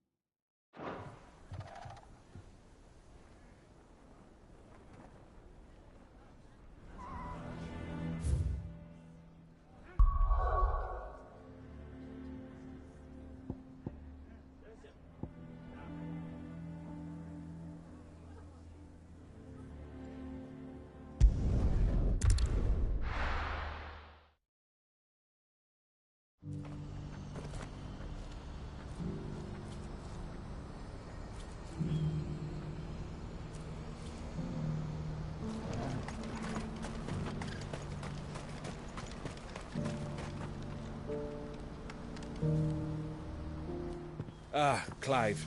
You'll be pleased to know that the negotiations are progressing well. That is good news. Yes.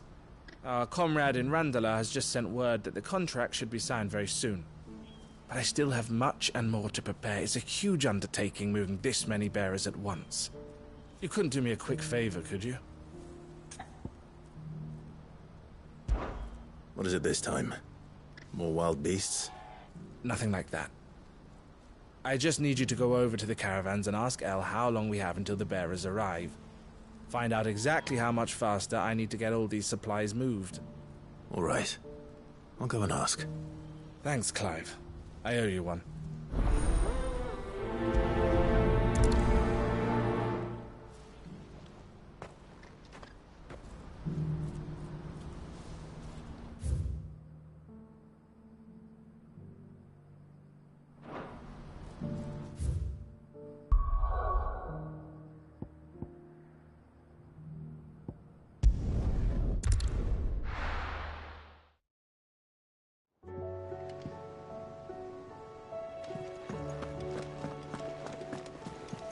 Covered in nicks and lumps, the lot of them. It's a wonder they can still walk. It's a wonder they made it back.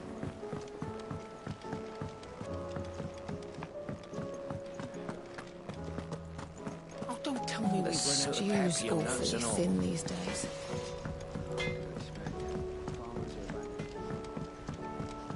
Have you tried Molly's lemon tarts? I've never had anything so delicious.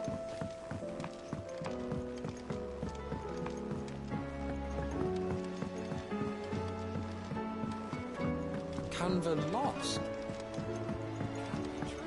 Miss, can we read Miss Editor's story for our lesson today? What a wonderful idea, Jocelyn. Let's do just that. So, she don't need sails or oars, but she's still How was she? With Canva in the hands of Akashic. Ah, Sid. Wasn't expecting you back so soon. So, is it good news or bad? Good, thankfully. Here. Ah, that's brilliant! Thanks a blimmin' million! I'll fit 'em to the smelter right away!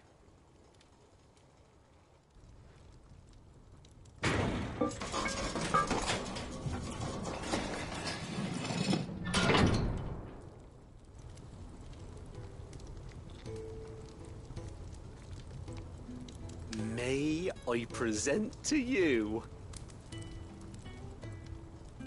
the Telemon Furnace? Ain't bad, is she? She's a beauty. You saved my bacon again, Sid, and I ain't about to let your good deed go unrewarded. It's fine, really. My bag's flexible enough already. Oh, don't say that. I'm sure I can make a few improvements to it yet. You could just buy me a bigger... How about that clasp? Looks a bit stiff. Reckon you could loosen it up and make some more room? And I reckon I know how. With a new alloy we've been working on. The Telemon furnace was just what we needed to perfect it. It's a metal, see? So it's lovely and strong, but it's also, well, stretchy, if you can believe it. Stretchy metal. Well, if you insist. That is the spirit. You'll love it, I promise.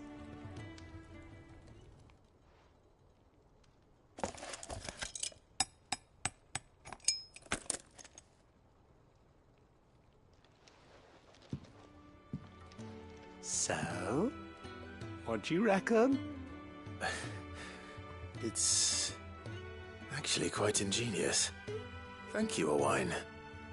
Shh, don't mention it. You earned it. And I wanted to get some practice in using that metal anyway. Reckon we'll have all kinds of uses for it around the hideaway. Can't think of any right now, but that's our job, innit? Dreaming up new ways to make life easier around here. Maybe even out there, too. One day, the whole world's gonna know about the inventions you've helped us put together. That bag of yours will be the first of many. You mark my words. They'll hardly believe their eyes, I'm sure.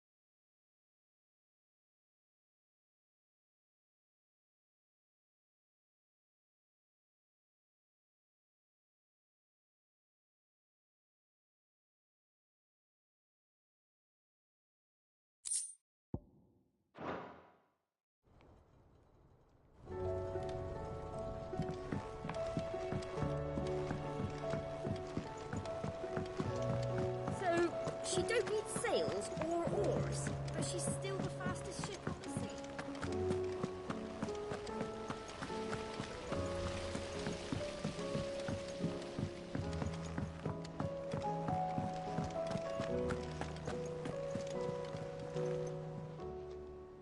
Welcome to the Patron's Whisper. Come to claim your just desserts? You earned this. All done?